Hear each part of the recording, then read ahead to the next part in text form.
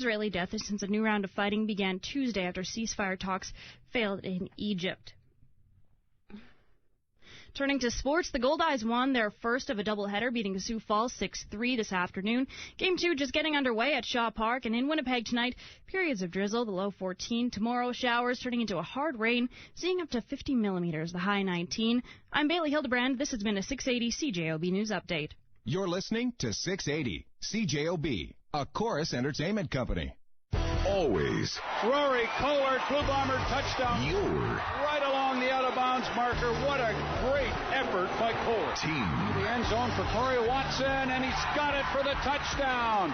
Corey Watson. Welcome to Recycle Everywhere Blue Bomber Radio Network. Today's game is brought to you in part by Super Lube Auto Center, home of the best 10-minute oil change.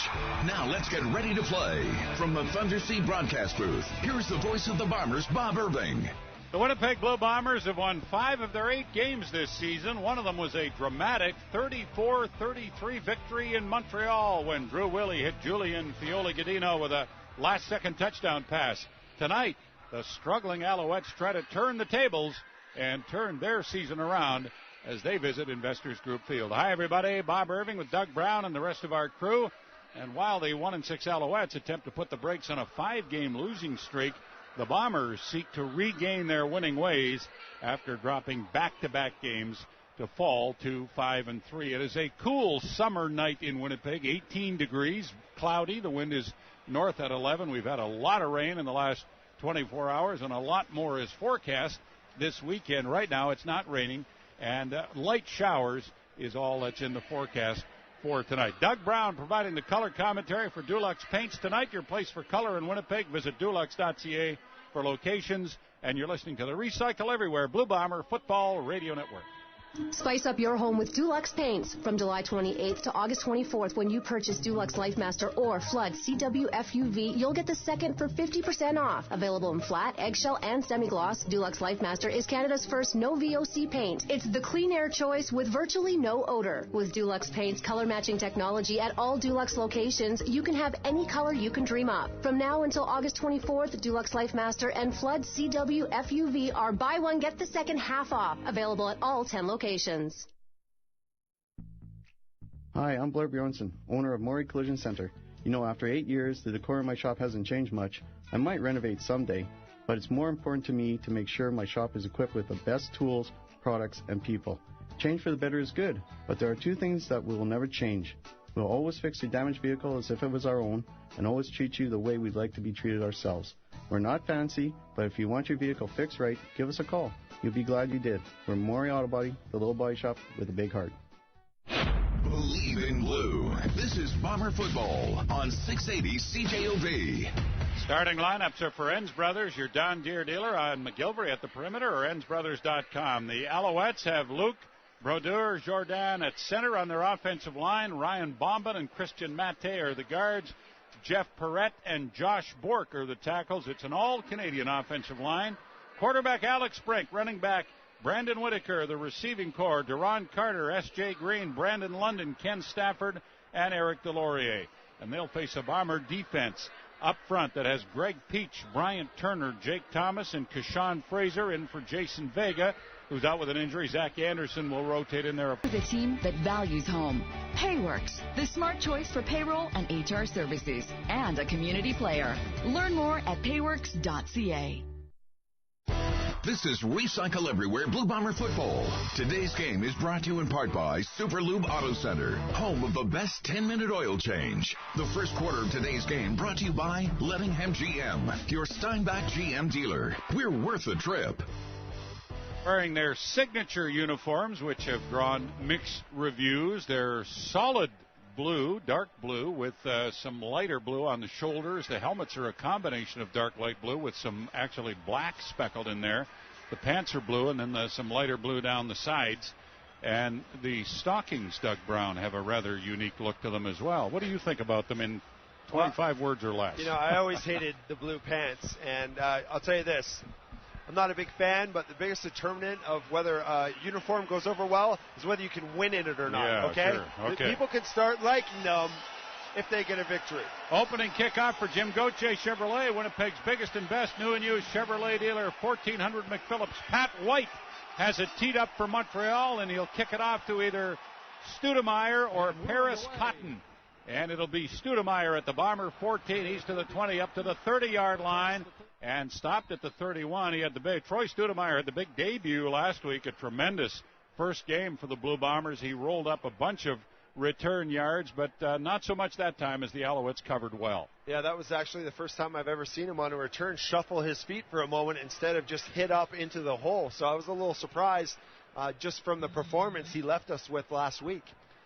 Bombers at their 31. 1st and 10, ball on the left hash mark. Drew Willie with Grigsby set behind him. And they have double tight ends, 3 receivers only in the game. They hand it off Grigsby left side, and he'll go back the other way, and he's got some room. The 35, Grigsby will try to get outside, and he's stopped at the 36 or 37. If he stays inside, he probably makes a first down beyond the 40. But, Doug, I guess the temptation of getting around that corner, and had he'd run a long way. Yeah, he wasn't. I mean, this play got reversed from its original intention, and he had a beautiful cutback. Montreal really over-pursued, but he wanted to get around that corner. If he hadn't got tackled, he would have had it. But as you said, he reached for something he wasn't capable of getting. 2nd and 5, still a 5-yard gain at the Bomber 37. The ball in the right hash now. And 5 receivers in there. Grigsby set to the left of Willie, who throws, and it's tipped and no good. Intended for Aaron Kelly on a little slant route, but it was off the mark. So 2 and out for the Blue Bombers. These new jerseys, most jerseys, well, all jerseys in this league have numbers, big numbers, on the front and back. The signature jerseys have numbers on the back and a W on the front. It's very easy to identify the player is for Winnipeg. You won't know which one, but you'll know he's representing this city. They want to make our life more challenging. 3rd down and 5, Bombers at their 37. Liram Haralahu set the punt into the wind. It's not real strong, the north wind, but will play somewhat of a factor. Good kick by Haralahu. Larry Taylor at the Montreal 30, and he's driven down right there. I think that was Chris Randall who made the tackle. Yeah, it was at the Alouette 34-yard line. We'll do some guessing on the players tonight because, again, the numbers on the back we can see if we have a chance, but on the front it's a dub. Now you got a small number on the shoulder, but I'd have to be about 10 yards away to see those. Well, Bob, I thought by now you would be able to recognize each player's individual body type, really. To some degree. To some degree I can. All right, Al's 1st and 10 at their 34. Alex Brink in shotgun, left hash. Whitaker to his right, and they come out with double tight ends and only 3 receivers. Brink going to pass. He's back to throw and drops it off to Whitaker, who's tackled right there for little or no gain. The Bombers promised they'd improve their tackling, and on play 1 they certainly did. Teague Sherman stopping Whitaker. Alex Brink kind of checked his cadence there, wanted to make sure the Bombers weren't coming in a blitz. They weren't. He looked to have a little bit of happy feet in the pocket there. Didn't really set himself as he threw the football, but he certainly checked down right in the vicinity of a number of Blue Bombers.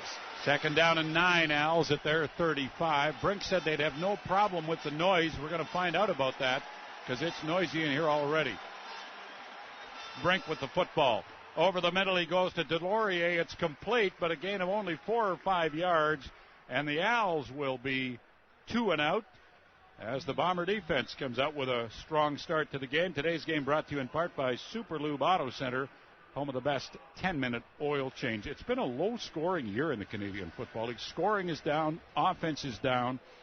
Will we see more of that tonight? 3rd down and 5, Owls at their 39-yard line. White is the punter. And Studemeyer back to receive. There's the snap. There's the kick. A driving spiral, about a 50-yarder. Studemeyer at the Bomber 25. And he thought about going left, goes back to the right, dances around, and will be stopped for no return, maybe a loss of a yard. At the 24-yard line, our first time out of the game. We're just underway. Each team has had a possession. Nothing's happened yet. You're listening to the Recycle Everywhere Blue Bomber Football Radio Network. Is there a pool of water in your garage whenever it rains or when the snow melts? If your garage Ball for the 2nd time after the Montreal punt. Jeff Courier on the sidelines. Do you feel any wind down there, Jeff? A little bit of a breeze tonight. Yeah, Bob. It's almost swirling a little bit. It feels like it's coming from, right from your left and across the field. More of a cross breeze than down, up and down. Pretty good crowd. Not a sellout, it doesn't look like, but a good crowd. Close to 30,000, I was told. Bombers from their 24, 1st and 10. Willie back to pass. Quickly hits Corey Watson, and he's brought down at about the 27 or 28-yard line. The Alouettes looking very sharp on defense, Doug, and that's no surprise. Yeah, it looks like a little bit of slide protection, or they're trying to do a little receiver screen where they let a free rusher up the field. Drew Willie got it off, but the blocks weren't there for any success. Inside screen to Watson, gains 3 yards. We'll call it 2nd and 7. Bombers at their 28-yard line. The ball's in the middle of the field, and Drew Willie's in the shotgun. 3 receivers wide left, 2 to the right side, and Willie back to pass. Over the middle for Watson. And he couldn't hold on. He was hit just as the ball arrived, or maybe before, by safety Mike Edom. I don't think Mike O'Shea will challenge. He's got his challenge flag in his hand, and he's waiting for the replay. O'Shea said this week he should have challenged one in Toronto last week, a pass interference situation that he didn't. It's just early in the game, to throw that out there. But, well, it looks like in game speed they arrived at the ball simultaneously. Slow it down, you never know. 3rd and 7, Bombers at their 28, so another 2 and out. Liram Hairelahu to punt. Wild sends it back, and Hairelahu gets a high boot away. Larry Taylor, Alouette 40, and down at about the 42-yard line. Excellent punt coverage again by the Blue Bombers. We're 4 minutes into it. We have another timeout. There is no score, and you're listening to the Recycle Everywhere Blue Bomber Football Radio Network. Anniversaries, school activities, and sporting events. As a Class 1 professional highway driver, Booth, neither team has made a first down yet. The Alouettes will have the ball for the second time. The Bombers have had it twice at the Montreal 43-yard line. Alex Brink will send Kenny Stafford wide right along with Brandon London. And S.J. Green and Duron Carter split to the left side. That's a pretty talented receiving corps. Not very productive this year, but certainly talented. Here's a toss to Whitaker, right side. Bombers close up on Whitaker and throw him for a loss of 4 or 5 yards. The Owls try to sweep toss to the right, and the Bombers are all over it. Yeah, tired or not, I've always liked the Bombers' ability to run down those stretch plays. They've always had a lot of speed. They don't give up the edge very easily. But there's a noticeable difference tonight just in the energy. Yeah. And you can tell, too, the way this defense is hitting, too, the caliber and the weight behind their hits right now. You can tell they look like a fresh bunch. 2nd down and 16, Alouettes at their 37-yard line. Teague Sherman made that last tackle with help from Bruce Johnson. Here's Brink from shotgun. Back to pass. Good protection. Going long for Duron Carter down at the Bomber 25-yard line, and he couldn't quite pull it in. Good coverage by Chris Randall. They fought for the ball, and Carter almost came down with it. Yeah, 4-man rush by the Bombers. Brink had plenty of time, got to set his feet, and that would have been a spectacular circus catch had he been able to bring that down. But great coverage. They were battling for that football. It was really up for grabs for a moment there before the ground came, and it fell incomplete. So Sean White into punt. 3rd down and 16 at the Alouette 37. Troy Studemeyer stands at the Bomber 28. Low snap. White kicks it, angles it away. It'll bounce at the Bomber 40. And Studemeyer will grab it at the 32. And he's across the 33, maybe to the 34 before the Alouettes get down there and cover him. 9:39 left in the opening quarter. Today's game and the first quarter brought to you by Lettingham GM, your Steinbach GM dealer, worth the trip. And you're listening to the Recycle Everywhere Blue Bomber Football Radio Network.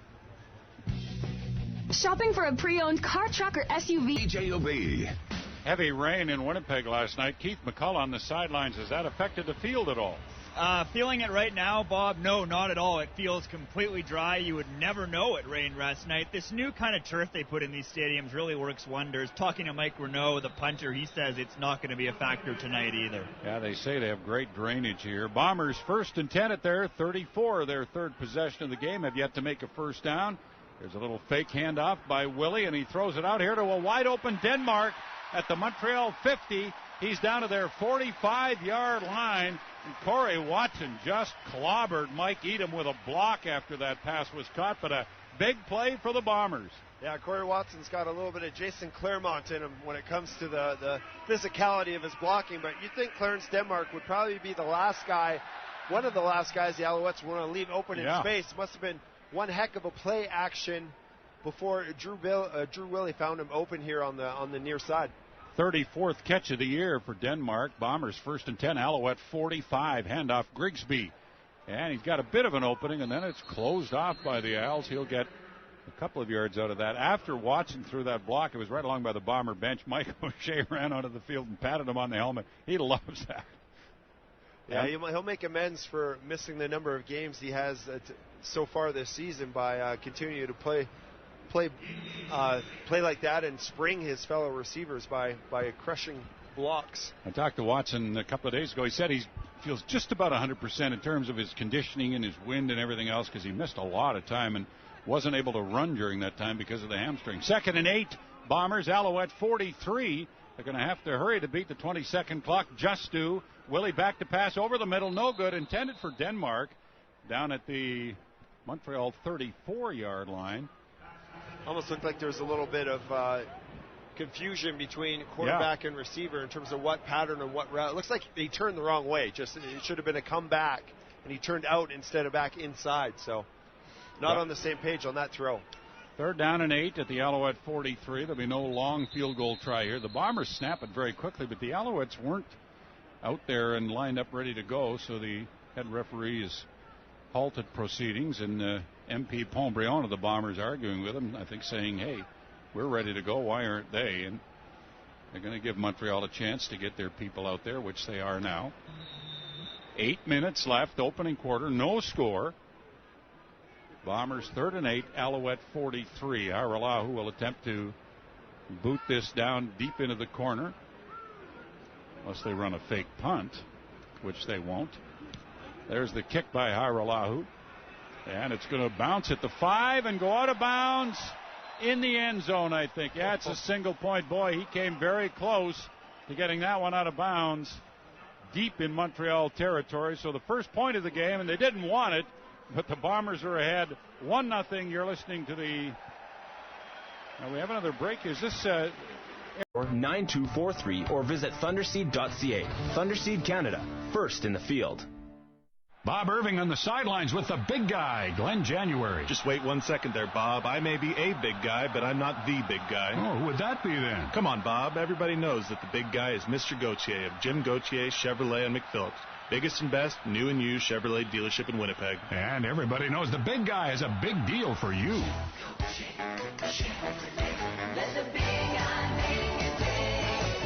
Jim Gauthier Chevrolet, 1400 McPhillips, 1 block north of Inkster. Spice up your home with Dulux paints from July 28th to August 24th. When you purchase Dulux LifeMaster or Flood CWFUV, you'll get the second for 50% off. Available in flat, eggshell, and semi-gloss, Dulux LifeMaster is Canada's first no VOC paint. It's the clean air choice with virtually no odor. With Dulux Paint's color matching technology at all Dulux locations, you can have any color you can dream up. From now until August 24th, Dulux LifeMaster and Flood CWFUV are buy one, get the second half off. Available at all 10 locations. The station that bleeds blue and gold. This is 680 CJOB. Alouettes on 1st down, handed off to Brandon Whitaker, and Abe Croma in his Bomber debut made the tackle. A 4-yard gain for the Owls up to their 39-yard line. 2nd and 6 this after that Bomber single. Winnipeg ahead 1-0. 7 minutes left first quarter. Alex Brink, quick pass left side to Whitaker.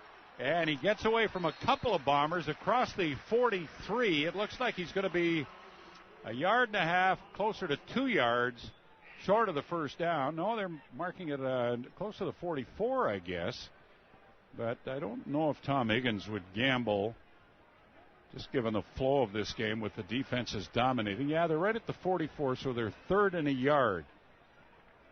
Well, you're about to find out how much he believes in his offensive line and his sneak quarterback. You remember how how good Alex Brink was able to convert those 3rd and short downs when he was here in Winnipeg. Well, they're going for it. They put Tanner Marsh in, 3rd and a yard. Alouettes at their 44-yard line. Tanner Marsh, the quarterback, and he keeps, and he's across the 45, I think, or is he? Bombers are jumping on the ball right now. There's a pile on the ground, and just from the body language you get, the ball came loose at some point, but you have to wonder, they're signaling first down now. So right. He got to the 45 as soon as he touched the 45, and they put the ball down right on the 45, but that's a first down for Montreal, and that's the second first down of the game, the first for Montreal. Video reviews, if we had any, brought to you by Winnipeg Kia. Drive a new 2015 Sorento away and save over $5,000. Winnipeg Kia, where Kia's always cost less. Alouettes from their 45, left hash mark, 1st and 10, 5 receivers out for Alex Brink. Whitaker in the backfield, Brink with the football. Here comes pressure from the backside, and Brink gets it away to Delorier. He completes it for a loss of 4 yards, but he saved a much bigger loss when Greg Peach had him and was pulling him down at the 35. Yeah, that was actually pretty athletic by Alex Brink right there. He was really in the process of being sacked in the backfield, and he kind of underarm lobbed the football to the only option he had in front of him. So he kind of cut the loss in half, is basically what he saved by that nice athletic play. 2nd and 13. Alouettes at their 42-yard line on the right hash. Whitaker to the left of Brink. 5 receivers out. And here's a pass complete to Deron Carter. He's to the 50, and he's tracked down by DeMond Washington at the Montreal 50. Now, Deron Carter is fast, and DeMond Washington ran him down just like that. Yeah, and he had a lot of open space in front of him, too, because the Bombers blitzed on that play, and it looks like they brought their linebackers into the rush. So there was a void over the middle of the football field, but excellent speed by the Bomber DB to track him down and prevent a first down. 3rd and 6, Owls at their 50. Sean White, a beautiful punt. Studemeyer at the 8-yard line. And he's going to be thrown back from the 7 into the end zone, or close to the end zone. Alouettes have covered punts beautifully in this first quarter. Bombers returner, and it's been Studemeyer every time, has had no room to move upfield with it. That was a 52-yard kick and -2 on the return. I've never returned a punt before, but I do remember the rule I've always told to our returners is that you stand on the 10-yard line, and if it goes over your head, you let it go through the end zone. Probably would have been a lot better off other than having the ball on the 6-yard line. Yeah, giving up a single and coming out to the 35 would have been, I think, the preferred choice. 1st and 10, Bombers at their 6. 3 receivers wide left, 2 to the right. Willie in the end zone. And he's going to scramble away and be down at the 1-yard line. So the Blue Bombers are in a bit of a jackpot now. Aaron Laverius got through to make the sack on Drew Willie. Drew Willie actually did well. He had to spin out of there to avoid the safety touch from a defense that really collapsed the pocket there. But this is exactly a lesson in why you have returning rules, because you see them so backed up right now, really limiting their options. 2nd down and 14. Bombers at their 2-yard line. Willie, end zone, back to pass. Good protection. Rolling left, drops it off to Grigsby. He's at the 5 and out to about the 6, so he gets back the yards they lost. And you weren't going to see Willie try anything risky in terms of throwing there. Now, do you punt it or give up the safety touch, Doug? Back to the old, I haven't been good at guessing these lately, especially when it comes to the Winnipeg Blue Bombers. But I think here in this scenario, you give up the safety. But I think they'll punt it, and I'll tell you why, because their defense is playing so well. I believe for this game, you mean? Well, early in this game, they're 12 minutes in. Okay, they're I'll give dominating. You that. They're coming off poor performances, but they're playing well in this game. Well, they're playing outstanding in this first quarter, and they've thrown Montreal for losses. So we're going to find out right away. Hiralahu, 5 yards in, and there's his kick, and it's a beauty. Larry Taylor all the way back to the Montreal 50-yard line. He's across center field to the Bomber 50, and that's where the Alouettes will start on offense. So now this will work if the defense can hold them right there. Yeah, they have about 15, 20 yards before they get into solid field goal range. Right. So they're banking on the fact that Alex Brink isn't going to be able to march this offense too much farther. 54-yard punt by Liram Haralahu and a 10-yard return, and that kick was into the wind. Yeah, it helps when you have a big leg back there when you factor that decision, right? Knowing that you're going to be able to get the yardage. And if you have a good cover team, it's worth the gamble. We'll see if it pays off here. Al's first and 10, Bomber 50-yard line. Winnipeg ahead 1-0, 2 minutes left in the opening quarter. Alex Brink shotgun, hands off Whitaker, right side run, and not much there. He's brought down at the 49-yard line of the Blue Bombers. Abe Croma came through to make the tackle. Croma was with Saskatchewan 2 years ago. In 8 games, he had 40 tackles and 5 special teams tackles, and then he broke his leg. And he's bounced around ever since. Got cut by the Riders, cut by Hamilton. The Bombers were all over him. They really liked him. He's, boy, you watch him in practice. He's very impressive. Second down and 9. Alouettes, Bomber 49-yard line. Right hash this time for Alex Brink. Back to pass. Pressure comes. He throws. It's tipped in the air. And who's got it? I think the Alouettes caught it. It'll be short of a first. No, it's an incomplete pass at the Bomber 45. The ball was tipped in the air, and it looked like 2 or 3 players had a shot at it. Yeah, the receiver behind the intended target for Alex Brink. After it was tipped, he went up and fought with the Bomber defensive back to bring that ball down, but neither one of them were actually able to secure possession. 3rd and 9, Al's, Bomber 49. Sean White again to punt. And Troy Studemeyer back at the Bomber 5-yard line. And a poor kick by White. He shanked that off the side of his foot and maybe got 20 yards out of it. Just a horrible kick, and it's an illegal punt, too. It went out of bounds at the Bomber 34, so the Bombers are going to come out of this with great field position, making Mike O'Shea's decision to punt out of his end zone look even better. Legal punt out of bounds. Montreal, number 6. 10-yard penalty from where it went out of bounds. First down. First Winnipeg. quarter brought to you by Lettingham GM, your Steinbach GM dealer, worth the trip. Today's game brought to you in part by Superlube Auto Center, home of the best 10-minute oil change. Bombers at their 44-yard line after the poor punt and the 10-yard penalty for an illegal punt. Drew Willie with a bunch formation right side now on first down. Has the football. Quick pass out here to the left flat. Complete to Pombrion, the fullback. He's up to the 49-yard line for a gain of 5. You know, that was a really good play call in the sense that just the way they're bringing their slots in, I got the impression they were going to run that football, and it looks like they're breaking some of their tendencies here from what we've seen in other games. So usually when they waggle a slot in like that, you're going to see a run, but they checked out of it and threw a nice out to the fullback. Second and about 4.5. Bombers just short of their 50-yard line on the left hash. 5 receivers out. And they hand it off to Grigsby, who bounces off. There's a flag that'll be holding on the Bombers. Grigsby down to the Alouette 51. He's got a first down. But the Alouettes are all signaling John Bowman and A.M. Cash holding Blue Bombers, and that's surely what it's going to be. Yeah, that's too bad. That would have been holding. Grigsby's best run Winnipeg, of the number evening. 62. It's a 10-yard penalty. Remains second down. That's Steve Morley who's calling that. A little bit of a draw play, biggest opening that Grigsby's had tonight, and he looked very explosive going through there.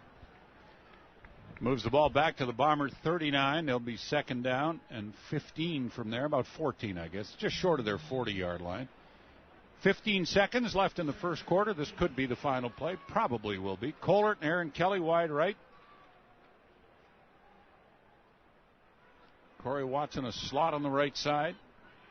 And Drew Willie with Fioli Gadino also split right. Back to pass. And Willie steps up, fires down the middle. He's got a man wide open. Down to the Alouette 44-yard line is Nick Moore for a first down and a big Bomber play to end the first quarter. The Bombers lead at 1-0, and you're listening to the Recycle Everywhere Blue Bomber Football Radio Network. The first quarter of today's game brought to you by Lettingham GM, your Steinbach GM dealer. We're worth the trip. We all know that money doesn't grow on trees, but it sure grows in our branches. At Steinbach Credit Union. Oil change. The second quarter of today's game brought to you by Mudruckers. Concrete lifting and leveling. Don't replace it, lift it. Online at mudruckers.ca. Bob Irving, Doug Brown in the Thunder Seed broadcast booth at Investors Group Field. 1-0 Bombers after one quarter, and Keith McCullough on the sidelines. Are the Owls pondering a quarterback change? Bob, Jonathan Crompton, who we expect to see at some point, has just started warming up after having a conversation with Owls quarterback coach Jeff Garcia, so it could be next series. I think it'll be sometime soon. Alex Brink not moving the ball very well. I think Crompton's going to get a chance whenever this Bomber drive ends. That's what Tom Higgins said yesterday, that he would put Crompton in the game at some point. Brink is 5 of 7 passing for 14 yards. Bombers 1st and 10, Alouette 44 to start the second quarter. And a handoff to Grigsby right up the middle, and he's down to the 41-yard line for a gain of 3 yards. Drew Willie completed 5 of 8 for 72 yards in the first quarter, and Grigsby had 2 carries for 8 yards, so he now has 3 for 11. The Bombers had 2 first downs and Montreal 1. That's how much the defense has dominated the first 15 minutes. Bombers second down and a long 7, just short of the Montreal 41-yard line. Ball's in the middle of the field. Grigsby set left of Willie. 3 receivers wide right. Colert, Watson, and Aaron Kelly. Back to pass. Willie over the middle, and he overthrew Grigsby by a mile, and it's intercepted by the Alouettes and up to their 40-yard line. That pass was intended for Grigsby, who curled about 8 yards downfield, and Willie overthrew him by about 4 feet. Yeah, they motioned to an empty backfield, and you know what happened there? Drew Willie just saw the free rusher coming in. He knew he was going to get hit, so he rushed his throw, and he just lost all accuracy on that football. Nobody even in the vicinity, I would say, for the blue and gold, but we'll just call it blue right now. But, yeah, a bad toss. You really haven't seen a lot of throws from Drew Willie like that. We're looking at it right now on the replay. You see the free rusher coming off the edge, and he just gets rid of it. Yeah, he just lost the ball. It looked to me like it slipped off his hand, and he threw it before he was ready to throw it, and it just sailed on him and right into the arms of Mike Edom, who was probably the most surprised guy in the park. There's an injured Bomber, I think it's Glenn January, who's down on the field, Bomber left tackle. You wouldn't want to call that an unforced error because he did know he had to get rid of the football with the pressure. So get into Enns Brothers today and pick up the right mower for your yard. Enns Brothers, your John Deere dealer. Now back to Bombers football with Bob Irving on 680 CJOB. 1 minute into the second quarter, the Bombers lead the Owls 1-0, and Jonathan Crompton has gone into quarterback Montreal, the big guy from the University of Tennessee, 6'4", 225. He was a 5th-round draft pick of San Diego in 2010. Spent time in New England, Tampa Bay, Washington, with Edmonton last year, and now with Montreal. And he's in shotgun. He hands off to Whitaker, and Brandon Whitaker gets a yard or 2. So the Bombers have, in the early stages of this game, Doug, taken away that Montreal run game. Yeah, you know, Brandon Whitaker, if there's a weakness or something that was exposed the Bombers defensively against the run, it's up the middle. But Brandon Whitaker's not an up-the-middle kind of back. He's more of a water bug. He's going to always try and bounce things. He's going to try and make you miss. He's not going to run you over. He's not going to hit that hole hard. So the Bombers might have caught a break here with a running style that really plays to their strengths. 2nd and 8, Owls at their 43. Crompton back to pass. Pressure comes. He scrambles out of there, and he's going to take off and run with it, and is knocked out of bounds just beyond the Alouette 50, and that should be a first down. As I say, Crompton's a great big guy, 6'4", 225, but he moved pretty well there, didn't he, Doug? Yeah, he kind of looks like almost a Roethlisberger-type body. Not exactly all cut and ripped up, but he can accelerate, and he's got certainly some size to him. So once he gets that speed going, it looks like he was a little difficult to bring down dancing along the sideline there. They mark him out at the 50. They're going to measure. It looks like he either has the first down or is within inches of one. With Edmonton last year, he only saw a limited duty, completed 30 of 58 passes, 451 yards, 5 touchdowns, 5 interceptions. I know one time the Eskimo people were quite high on him, but they have a new coach there now, Chris Jones, and Crompton was expendable. Jones, by the way, Chris Jones was fined $5,000 today by the Canadian Football League for breaching league protocol by not having his team out early enough. Remember when they played here, how they came out late? He's done that 3 games now, and the league finally said that's enough of your gamesmanship, and they fined him, not the team, but him, $5,000. We go out when we want to go out. Yeah. 3rd and inches, Alouettes at the Montreal 50. Tanner Marsh comes in to run the short yardage. And he fights his way to about the 52, so he will have the first down behind center Luc Brodeur-Jourdain. Well, remember that opportunity we were talking about that Alex Brink had this game with this arsenal of weapons and somewhat accomplished players at his disposal? It appears to have been taken away. 5 for 7 is still 5 for 7. Granted, he was throwing everything underneath. Maybe had that longer completion happened, might have extended his stay, but was taken away rather quickly. 1st and 10, Als at their 52. The ball just inside right hash for Jonathan Crompton, who has the ball. Big pressure. He swings it out here to Whitaker, and he's going to get to center field into the Bomber 51-yard line for a gain of about 7 or 8 yards. DeMond Washington up to make the tackle. I can only imagine what it's like for a quarterback, in this case Alex Brink, to go into a game, Doug, knowing that if you don't immediately produce, you're coming out. Yeah, it's almost like it was forecasted and scripted as such that, hey, we'll let our starter, the guy we want, just to get a feel and a pace of the game by watching the first quarter on the sideline, and then we'll put him in. It was like, it was premeditated no matter what.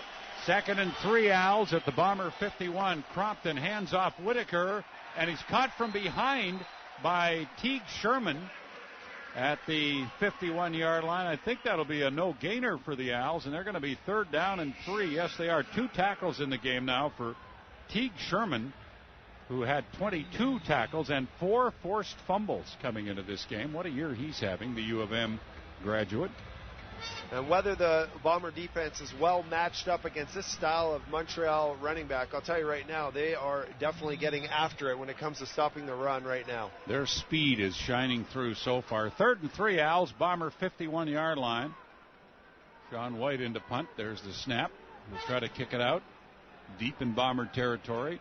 Studemeyer at the 5, across the 10, and up to the 16-yard line, and that's where Drew Willie and company will come out and put it into play. 1-0 Blue Bombers, 4 minutes into the second quarter. You're listening to the Recycle Everywhere Blue Bomber Football Radio Network. Don't miss a swing. A kick. A save. Or a pitch. Because of sports-related injuries, visit Darcy Bain Physiotherapy and get back on the field. Whether it's preventative care or an old injury acting up, Darcy Bain Physiotherapy will assess and create a custom treatment plan designed for faster recovery. And the best part, if you're covered by dental, you're probably covered for physiotherapy. Darcy Bain Physiotherapy. We set the standard with care. 4 locations to serve you. Visit physiotherapy. Torrential rain last night and more forecast for the weekend, but not expecting a lot of precipitation tonight. And it was 18 degrees at game time.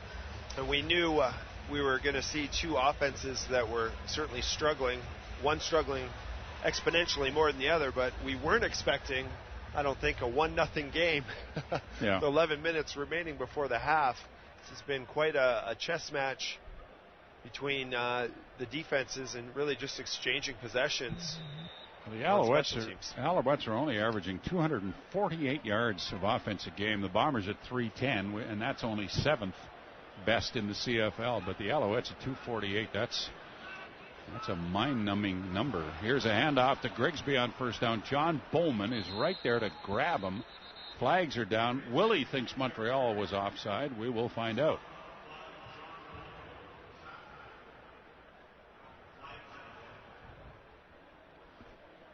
Yeah, either way, looking at the replay right now, when your tackle crashes down like that and the end comes off his offside, Montreal number 31. It's a 5-yard penalty. Will remain first down. I just don't see how that run play was going to work. They're lucky that they had the penalty called there because, like I said, when your tackle crashes down and you leave the end unblocked, who happened to be John Bowman off that side, he just ran right into the hands of the running back. There was no one there assigned to pick up the defensive end that just followed his tackle. 1st and 5 Bombers up to their 12-yard line. Grigsby set behind Drew Willie. And he'll take the handoff left side and will not get much. Oh, did he fumble the ball? The fans are oohing and awing, but maybe over the fact that he just didn't gain many yards. Yeah, it's Bomber ball. They mark it down at the 12, so there's very little or no gain there. You know, I don't mind that call, though, because you're 1st and 5. So it is, set yourself up. You're already in second and manageable, so you might as well try and continue to establish that ground game by running. You have to understand the down and distance. I thought that was the appropriate call, even though the fans did not like it. Second down and 5. Bombers from their 12-yard line. The ball just inside the right hash mark. 5 receivers out. And Willie wants a quick throw, fires, and it's no good. Intended for Corey Watson, who was very, very tightly covered by Chip Cox, and he couldn't hold on. And the Bombers will have to punt again. We've seen lots of punting here tonight. We're early in the second quarter.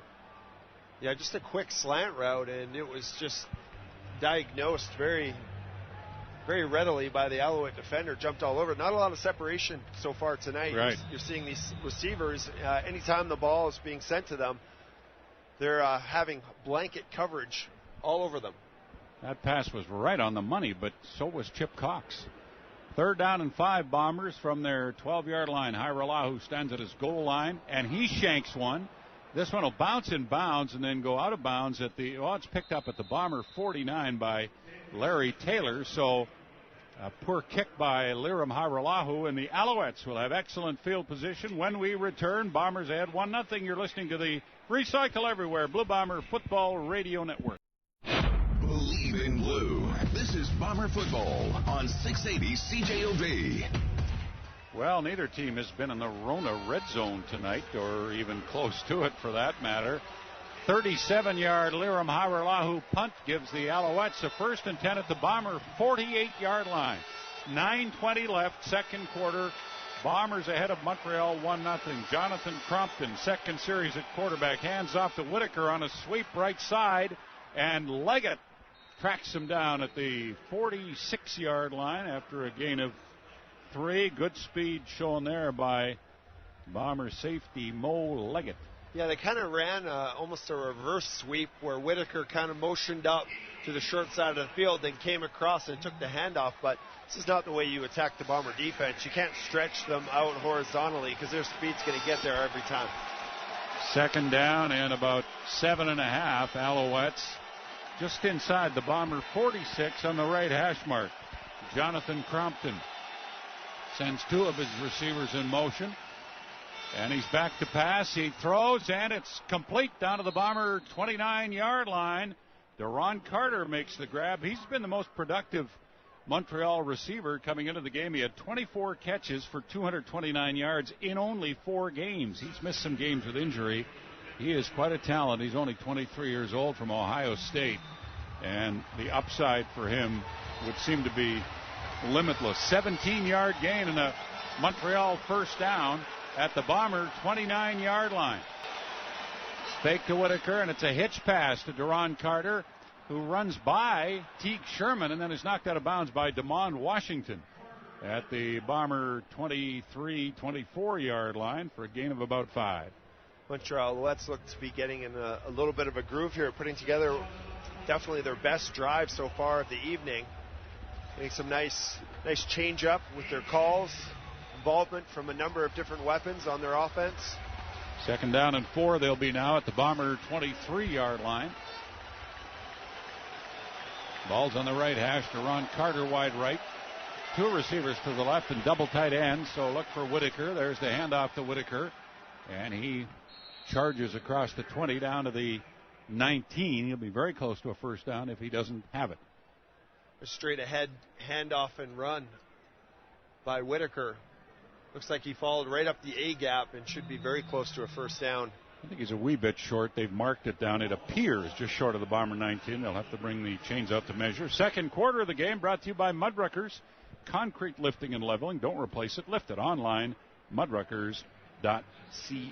So 1-0 Bombers, but the Alouettes with Jonathan Crompton at quarterback, moving the ball, and just by an inch it is a first down at the Bomber 19-yard line in the Rona red zone. Good to have you along tonight on the Blue Bomber Radio Network, 730 CKDM in Dauphin, 1220 CGRB in Boissevain, 103.5 Capital FM in Iqaluit, Nunavut, and the originating station 680 CJOB in Winnipeg. Alouettes, 1st and 10, Bomber 19-yard line. Crompton from right hash has 3 receivers wide left and everybody else in tight. Crompton back to pass. Pressure comes and down he goes.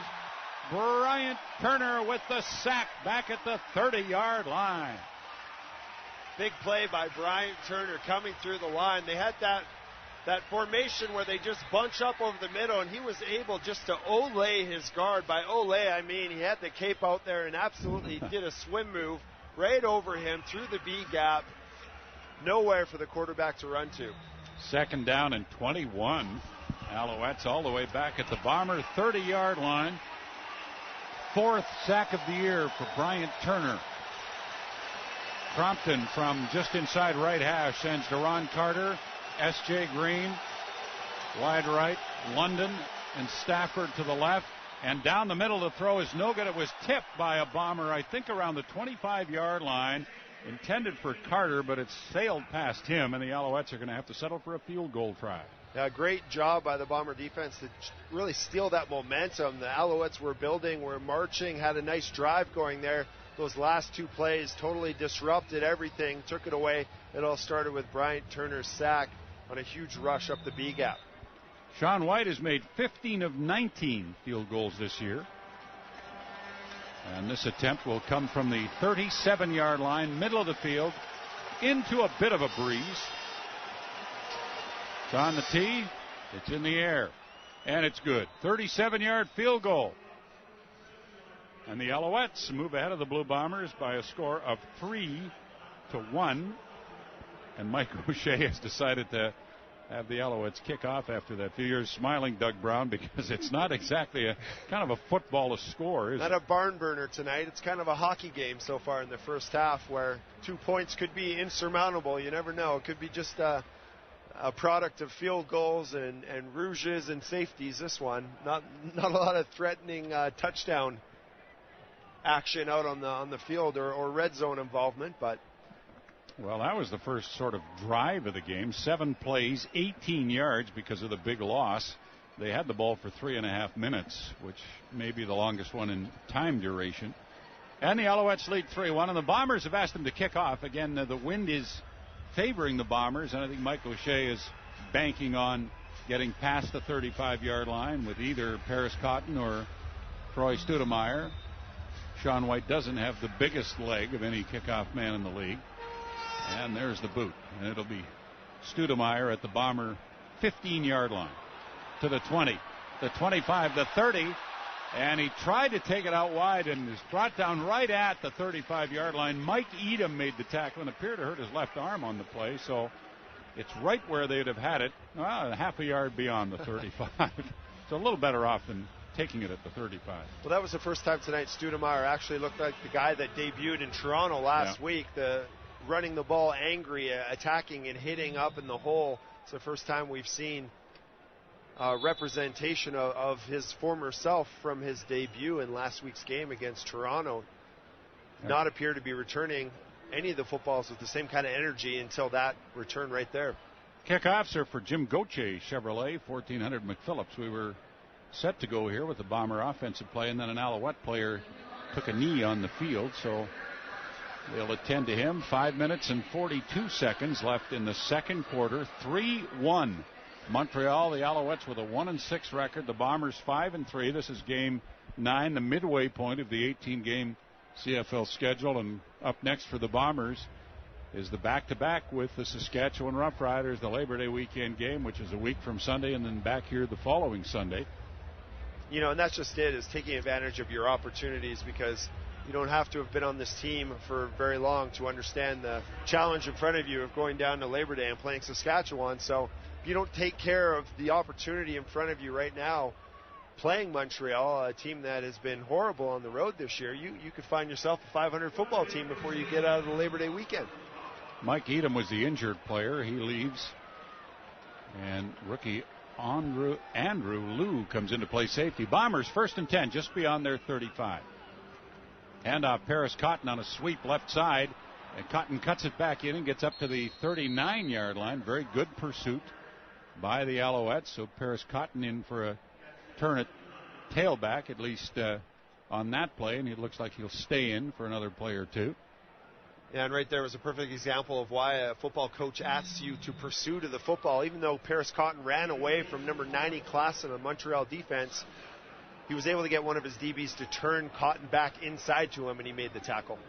Second down and 6.5. Bombers from their 39-yard line on the left hash mark. Willie hands off to Paris Cotton on sort of a draw play. He gained a yard up to the 40, and you hear what the fans thought about that.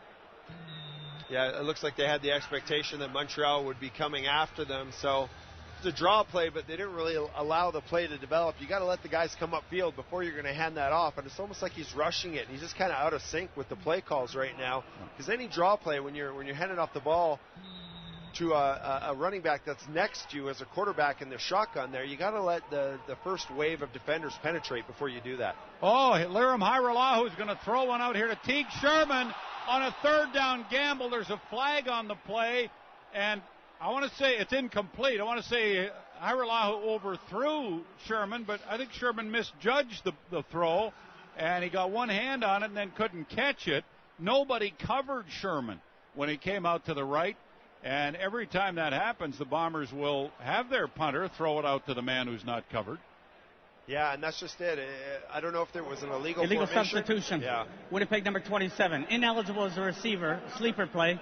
Penalty is declined. First down, Montreal. So they're saying illegal substitution. Someone didn't report, or they came in too late, and therefore they weren't eligible to catch a pass. Wow. And the Alouettes take over at the Bomber 40-yard line. Well, the play was there.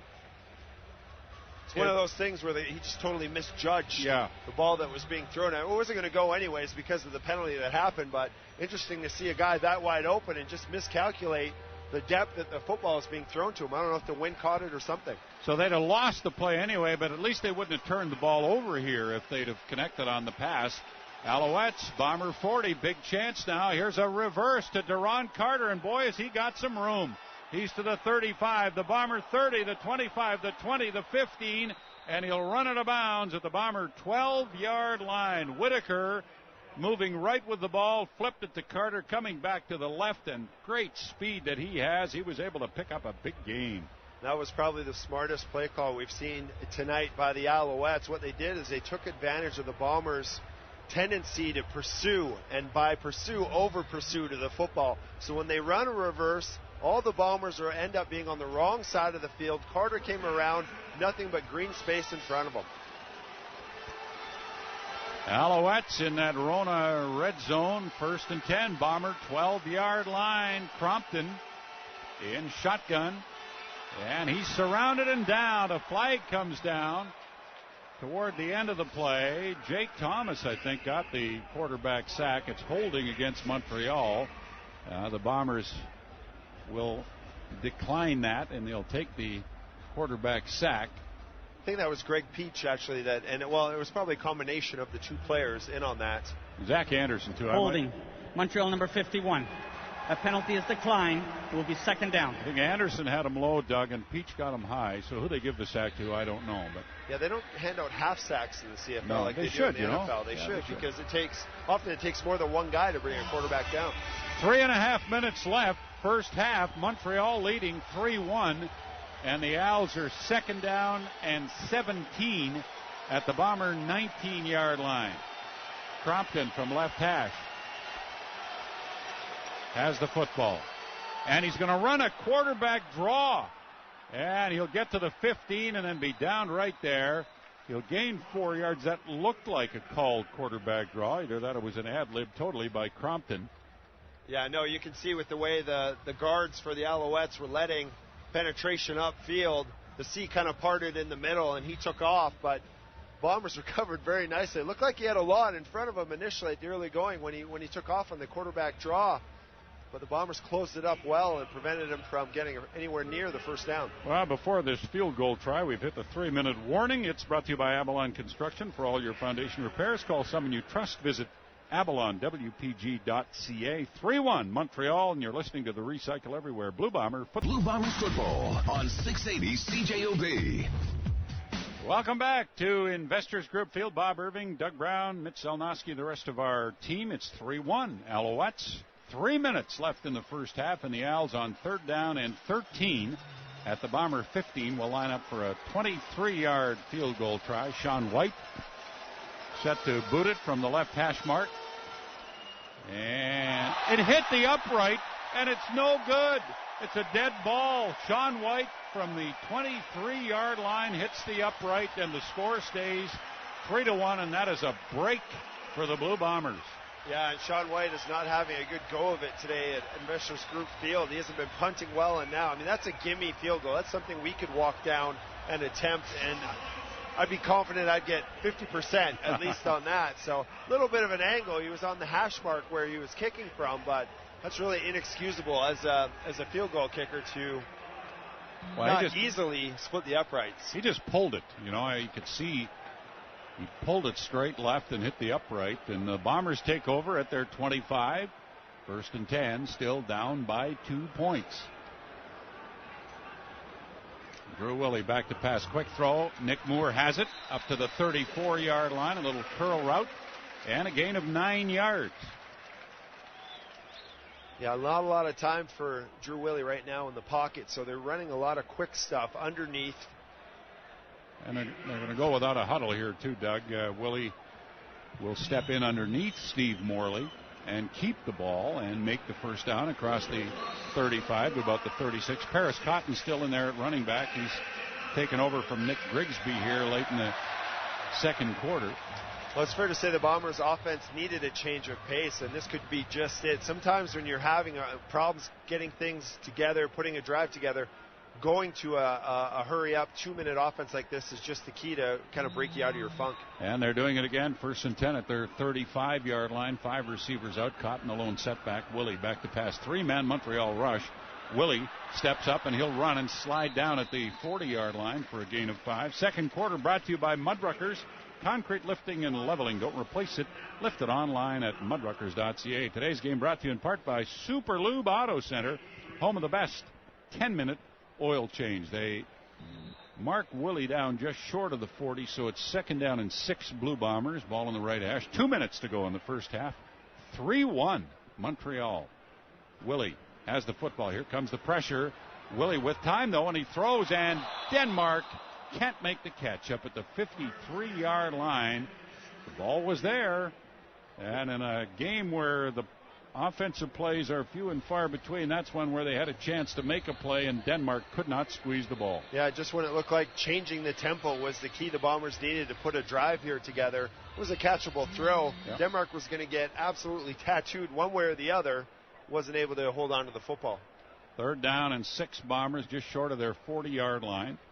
Liram Haralahu comes in to punt it away. And looking at that play again, that was a tough catch for Denmark.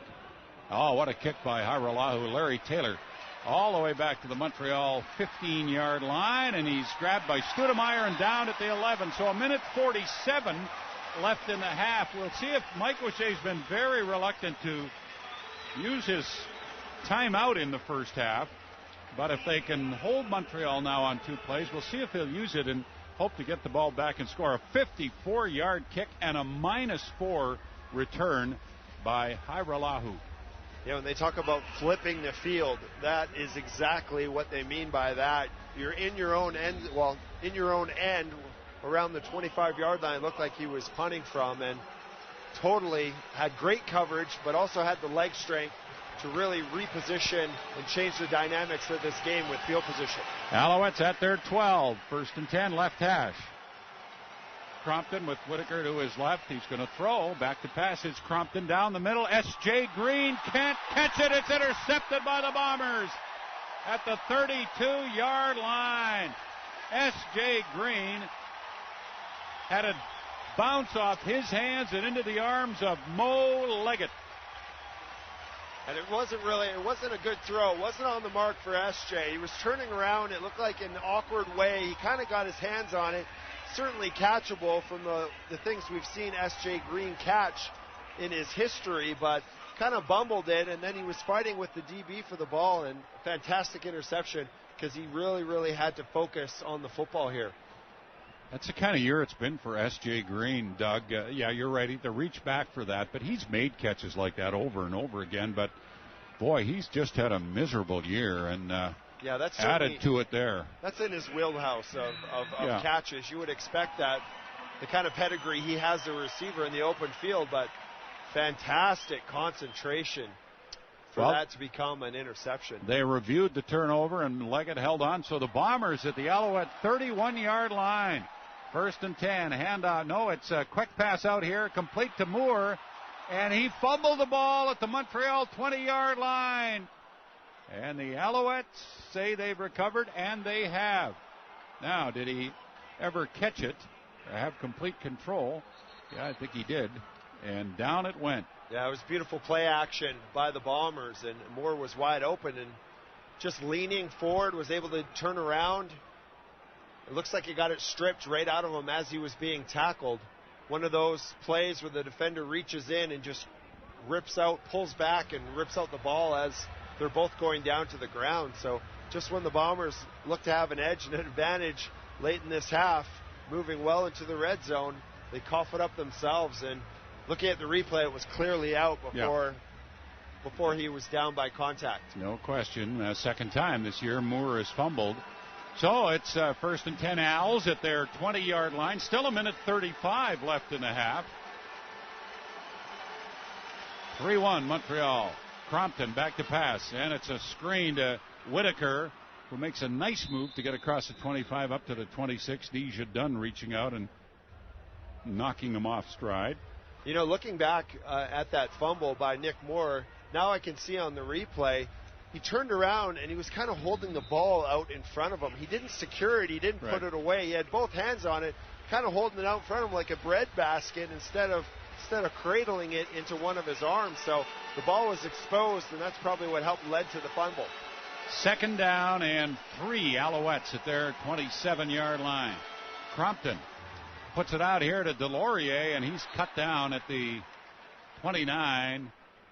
Took a real shot over there. He did make the catch, though, and they're going to mark it right nosing the 30-yard line, and that might be enough for a first down. And it is. So the Alouettes with 1:06 left, and Mike O'Shea won't have to think about using his timeout now with that play, giving Montreal a first down. Clock running as the Owls huddle up from their 30, right hash. So back-to-back turnovers. Montreal handing the Bombers a gift, and then the Bombers giving it right back. Crompton, and he took the snap. And I don't think that's a time count. They've whistled it down. I think it's a procedure call with 47 seconds left in the first half. If it's time count, they lose the down. They're saying it's offside against Montreal. Yeah, if you look to timing the waggle, I think you get about a yard of leeway when it comes to having your receivers cross the line of scrimmage. They were about 5 or 6 yards in front of the snap. Well, Doug Brown, the game is close. If you consider defense to be exciting, this is a defensive barn burner. 3-1 Montreal. Yeah, the CFL's been interesting. You know, granted, a lot of games like this end up exploding in the second half. So offside, Montreal number 19. 5-yard penalty, remains first down. But not much entertainment value if you're a big fan of offensive football here in the first half. I'm not sure what took the officials so long to sort that out, but it's 1st and 15. Owls at their 25. Back to pass, it's Crompton, and he's going long down here to London, and he's got it for a first down at the Bomber 45-yard line. He beat Matt Buckner. A beautiful throw by Jonathan Crompton. And the Alouettes, with 40 seconds left, are now moving into field goal range. Yeah, it looked like just a go route, maybe a double move there by London, but able to get separation and get in behind for the biggest reception of the evening. It's at the Bomber 45, 1st and 10 Owls, left hash. Crompton, Whitaker to his right. Back to pass is Crompton. Pressure comes, and he scrambles out of there now and will throw downfield and complete it to the 31 of the Blue Bombers. To Brandon London. That's a 14-yard gain and a first down with 34 seconds left in the half. So Jonathan Crompton, Doug, has been impressive given the standard of quarterbacking here tonight. Yeah, and we're learning a lot about him, too. Like, for instance, right there, it looked like he was going to take off and scramble with the football, but we just found out he throws very well when he's on the run. an absolute bullet there to move the chains and get a first down. Burning off a lot of time here. 1st and 10. Al's Bomber 31. The clock down to 20 seconds. Crompton calls for it. Little pump fake, and he's hit as he throws. Damon Washington all over S.J. Green, and a late flag comes down around the Bomber 15-yard line, and they're going to call pass interference on Damon Washington with 14 seconds left in the half. Yeah, you're looking at the replay. You can see they were obviously interfering with pass each other. Interference. Winnipeg number 7. Point of foul, automatic first down. Damon Washington had position, though. And so I don't see how or why he had to give up his ground. The receiver tried to go over him to get to the football. That was not a catchable ball just because of the position that Damon Washington had. Well, Mike O'Shea just watched it on the Jumbotron and has opted not to challenge. So the Alouettes are 1st and 10 at the Bomber 12-yard line. Crompton, shotgun. Back to pass. Lofts it into the end zone. Nobody there. And with 9 seconds left, Tom Higgins has to make a decision now, because if they don't kick the field goal now, they run the risk of burning off the 9 seconds. Now, the clock won't start till the ball is snapped, but you could use up 9 seconds if you don't have some quick play call. Yeah, I think you just take a quick shot to the end zone here and call the timeout right away. It's not going to be anything that develops downfield, though, that's for sure. So a quick hitter or a slant, maybe. 2nd and 10, Al's. Bomber 12. Crompton back to pass. Pulls it down. Runs. He's to the 10. He's to the 6-yard line with 2 seconds left on the clock. And they got away with it. Yeah, absolutely. The last thing you want to do when you have 9 seconds left and an opportunity to get in the end zone is have your quarterback scramble and run with the football. So either he was brilliant for getting down when he did, or he had absolutely no idea of time management and was extremely fortunate to have another opportunity to kick a field goal. Well, either way, Sean White, who missed a 25, or was it a 25-yarder that he missed? It was ridiculous. 23-yarder, yeah. We'll try an 18-yard field goal on what will be the final play of the first half. The kick will come from the right hash. And White's making no mistake with this one from 18 yards out. And so the Montreal Alouettes will have the fans here at Investors Group Field a little bit nervous, Doug Brown. I don't think the Bombers will necessarily be nervous, but the fans are, as the Bombers are down 6-1. Is Nissan Canada's fastest growing automotive brand? Let's listen in on a test drive. This Nissan Sentra is fun to drive. How is it on gas? Amazing. Better combined fuel economy than Honda Civic, so it zips and sips. And the lease offer? From just $69 semi-monthly, so it's, So it's flash without the cash. Wow, nice one. Choose from 3 great offers, including a $750 cash bonus now during the My Choice sales event. But hurry, it ends soon. Visit your Nissan retailer or choose Nissan.ca. This is Recycle Everywhere Blue Bomber football. Today's game is brought to you in part by Super Lube Auto Center, home of the best 10-minute oil change. Now, time for the third quarter, brought to you by your Prairie Ford dealer. Ford employee pricing is on now with our biggest offers of the year, only at your Prairie Ford store. Brought to you by Jim Gauthier Chevrolet, Winnipeg's biggest and best new and used Chevrolet dealer, 1400 McPhillips. Alouettes ahead 6-1, and Haralahu kicks it off for the Blue Bombers down to Larry Taylor at the Alouette 9. He's to the 20, to the 23, and then he's brought down right there. And Doug Brown at halftime, had you been the head coach of the Blue Bombers, what would you have said or done? I would have taken my entire offense, put them together, and made them all do the ALS Ice Bucket Challenge all at once to wake them. That would have got a little shock into their system. The way I would have been like, guys, I'm challenging you all right now at halftime to do this, because they needed some sort of a shock or a jump start to their system to start this second half. Defense, no problem whatsoever. Do more of the same, but you can't expect them to keep playing the way they have for the entirety of this contest. Well, 3 first downs and 106 yards of offense for the Bombers in the first half. Alouettes, Crompton, a little fake and a pass that tipped off the hands of Carter, and Damon Washington in the area. Boy, that was close to a big play for the Bombers. Incomplete pass, as Crompton just flipped out a little short one to Deron Carter, and it went off his hand, and the Bombers were close to picking that off. Yeah, and that was the wrong kind of throw for a guy that's kind of going out to the flat. He really gunned it to him, and I think the expectation was the receiver, the intended target there, is expecting a little bit more touch on that football. 2nd and 10, Alouettes at the Montreal 23-yard line. 6-1, Montreal in front. Jonathan Crompton, who came on in the second quarter, back to pass, drops it out here for Sutton, Terrell Sutton. Boy, he was all alone in the right flat at the 25-yard line, but Crompton overthrew him. Well, that's a big play for Montreal.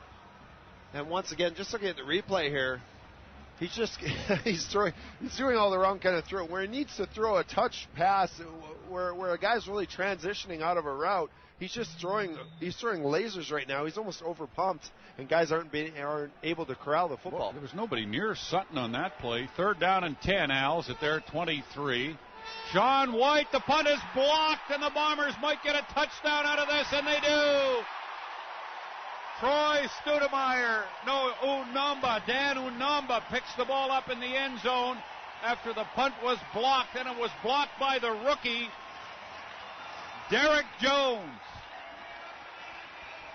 Absolutely. I think that block came because the guy that was supposed to sit in there and protect the punter absolutely got blown over. I'm trying to see the replay now to see exactly how they definitely attacked and came up the middle with their pressure there. Seeing the replay right now. Well, nobody picked up. Oh, yes, Jones. Completely free. Yeah, the other Bombers occupied the wall, the last wall of protection for the punter, and they were able to slip right around the corner. That's when Jones got the touchdown. Unamba blocked the punt, correct? No, the other way around. Okay. Jones with the block, Unamba the touchdown, the convert good by Haralahu, and just like that, the Bombers have an 8-6 lead. You're listening to the Recycle Everywhere Blue Bomber Football Radio Network. Now is the best time to buy. The waiter, who's really picking up the game and just coming on like gangbusters. He's a defensive back / linebacker in the world we live in today in the CFL. But what a huge play, and the Bombers take the lead 8-6. And just like that, Doug Brown, things change, don't they? Yeah, and it doesn't even have to be your offense to make that change. It was a special team, so big play. Kickoff for Jim Gauthier Chevrolet. Larry Taylor from the 15 across the 30 to the 35 of the Alouettes. Liram Haralahu's kickoff for Jim Gauthier Chevrolet, 1400 McPhillips. And so the Alouettes will be 1st and 10 at their 35-yard line. Jonathan Crompton has looked pretty good at quarterback since he came in and replaced Alex Brink. 7 of 10 for 94 yards in the second quarter. People might think coming in on a punt block attempt as a free rusher might be easy to block, but the timing to get your hands out and actually connect with a football exploding off someone's foot, very difficult play. Crompton hands off to Whitaker on 1st down, and he's got nowhere to go, trying the middle. And Greg Peach was there to close it off. Yeah, Whitaker tried to cut back off tackle there and just ran into a sea of digital camouflaged helmets. Tough sledding for any running game right now against the Bombers in this game. Keith Sherman in on that tackle as well. Bob Irving, Doug Brown. Doug's color commentary brought to you by Dulux Paints. The Alouettes are 2nd down and 9 at their 36-yard line. Crompton's going to have to hustle to beat the 20-second clock, and he just did. And he's going to pull it down and run, and he's grabbed from behind by Ian Wild and brought down. Terrific play by Wild because Crompton had lots of room to run. Yeah, Crompton's a guy, too. That's a very difficult tackle to make because he already had his big legs. He's a big body guy, and his legs were already charging there. So to really hang on to that shoelace, that shoestring tackle he kind of made there, very difficult. Great play to bring him down. 3rd down and 6, Owls, and they're punting. Sean White hits a beauty. Stoudemire at the Bomber 19 across the 20, the 25, the 30, the 40. Stoudemire, he's to the Alouette 50, the 45, back inside to the 40, and he's grabbed from behind and brought down at the 25-yard line. Brandon London brought him down. There's a flag. That'll be a horse collar tackle, I believe, against Montreal. And we have a timeout. Special teams lifting the Bombers. They lead at 8-6. And you're listening to the Recycle Everywhere Blue Bomber Football Radio Network. Hey, Bomber fans, it's Jason Cross from Gauthier Cadillac Buick GMC. The Canada White clearance is on. we're into construction, and get this, the best tailgating truck in Manitoba, the GMC Sierra. 0% for 84 months. Yes, that's right, 0% for 84 months on all our 2014 GMCs. Get a touchdown at Gauthier Cattle. Change in the complexion of this game. Yeah, you've got the special teams taking over this football game right now. The defense is fed off that, playing inspired ball, continuing on from the first half. And now all the offense needs to do is punch it in from 14 yards out. Hand it to them on a platter here. They're in the Rona red zone. 1st and 10, Alouette 13-yard line. Paris Cotton in the backfield. 4 receivers wide left. Willie back to throw. Deep into the end zone he goes for Nick Moore, and he can't get to it. About 15 yards in. Good coverage by Chip Cox. Boy, that Chip Cox is a football player, isn't he? Yeah, he can put him pretty much anywhere on that field in the backfield. He can rush even off the edge as a pass rusher. So very few players defensively are as versatile as Chip Cox out there. He can cover your best receiver, as we just saw there, or he can sack your quarterback, whatever you need him to do. 2nd down and 10, Bombers. The ball actually between the Alouette 13 and 14-yard lines. Right hash. 4 receivers out, Cotton in the backfield. Willie has it in his hands. He moves to his right, and he's going to be stopped at the 14. He couldn't decide whether to throw it, pull it down, and run. And he wound up going nowhere. Stopped by Cox again. It looks like number 11 over there. Gerald Brown was there too, but really good work by, Chip Cox led the way, Doug, for sure. So the Bombers are going to have to settle for a field goal from the Rona red zone, a field goal try anyway. You have to wonder if this is going to be the missed opportunity that possibly comes back to hit the Bombers in this game, because Drew Willie rolling out there couldn't find anybody, and they're only going to get 3 when you would think it would be a gimme, almost 7 points with the momentum they were riding. 21-yard field goal try. And it hits the upright, and it's a dead ball, no good, just like one by Sean White earlier. So we talk about momentum shift. Here's another one in Montreal's favor as the Bombers blow a chance to really take the Winnipeg Blue Bombers and 680 CJOB. Mike O'Shea just walked over and said something to Liram Hajrullahu, and I presume it was positive. I know it was, because Hajrullahu turned around and patted O'Shea on the back. I'm sure O'Shea said, hey, shake it off. 21-yard field goal that hit the uprights. Hajrullahu had been 16 of 17 on the year. Alouettes from their 25. Crompton back to pass, fires, and completes it up to the 31-yard line. Kenny Stafford with the catch. Winnipeg ahead 8-6, and with a golden opportunity to add more after the tremendous Troy Studemeyer 66-yard punt return, but not to be. Yeah, I mean, the very least you expect to come away from that situation 11-6, if not 15-6, to come away with nothing. That's really going to test the mental toughness and resolve of that Winnipeg offense next time they come on the field. They just absolutely killed all the momentum the Bombers had.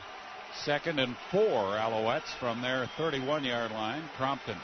Bombers come with a blitz, and it's a little screen out here to Whitaker, and he's across the 35 out to about the 37. He will have the first down for the Alouettes. It doesn't get much better than that when it comes to play calling. When you've got a free rusher from one side of the field and you're running a screen on the other side where they weren't overloaded, that's perfect position and understanding where the blitz was coming from. Great play call by the Alouettes.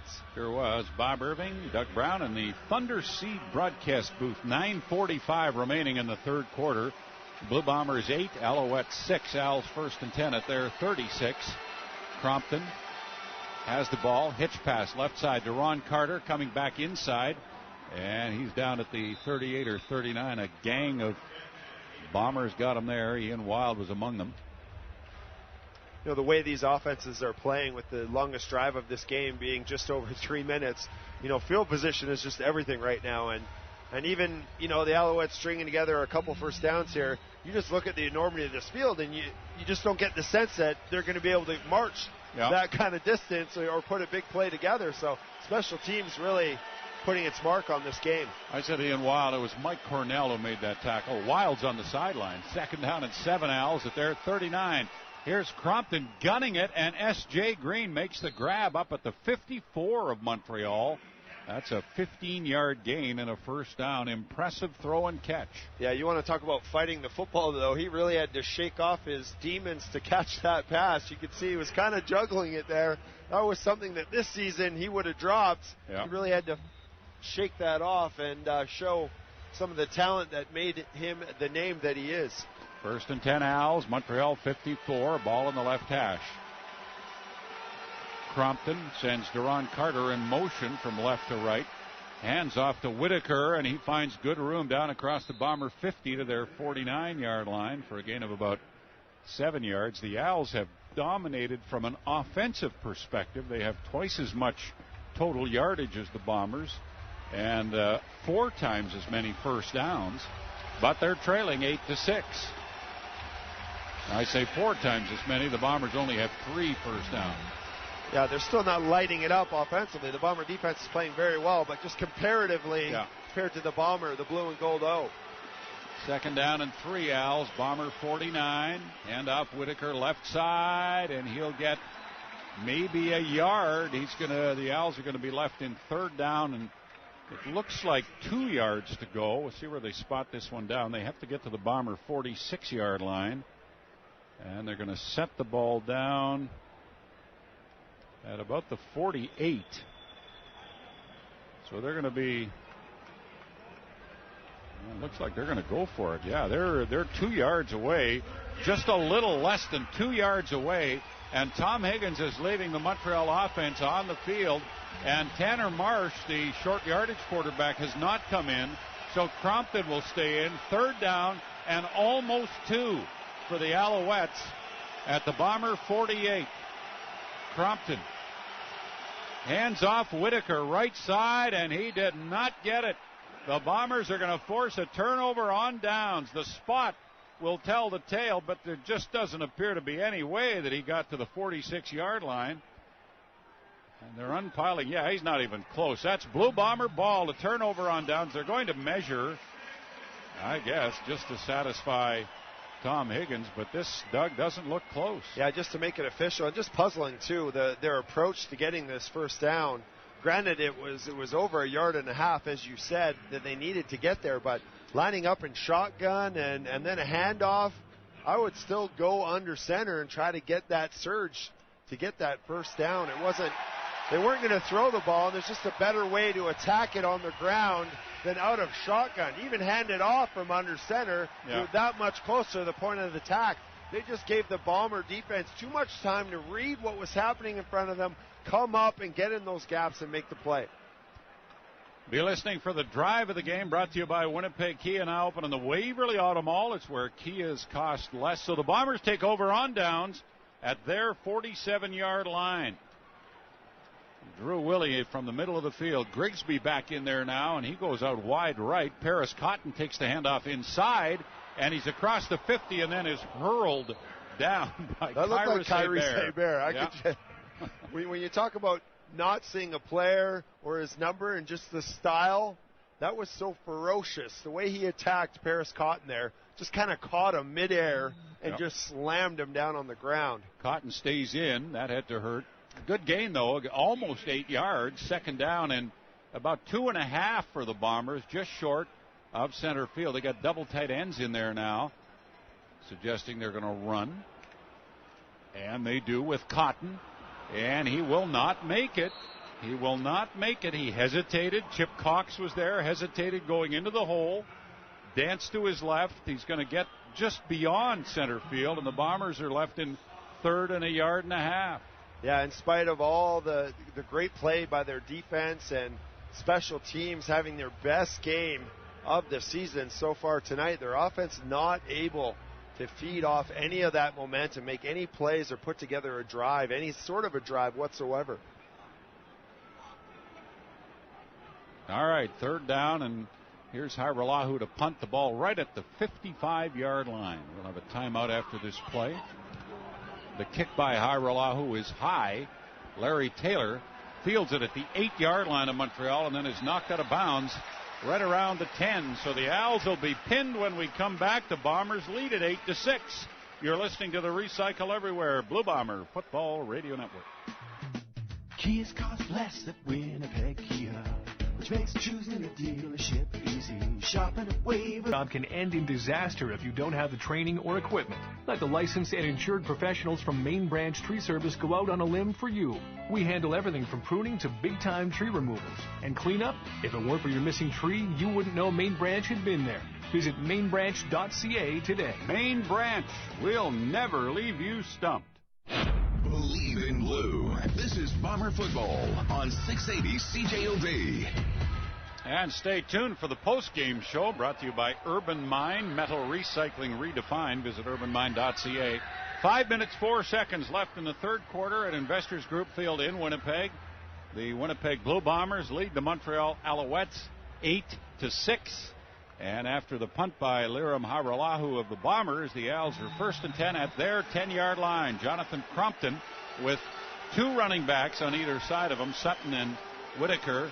And it's a fake to Whitaker and a pass to Sutton, who's down the sideline to the 30, the 35, the 40.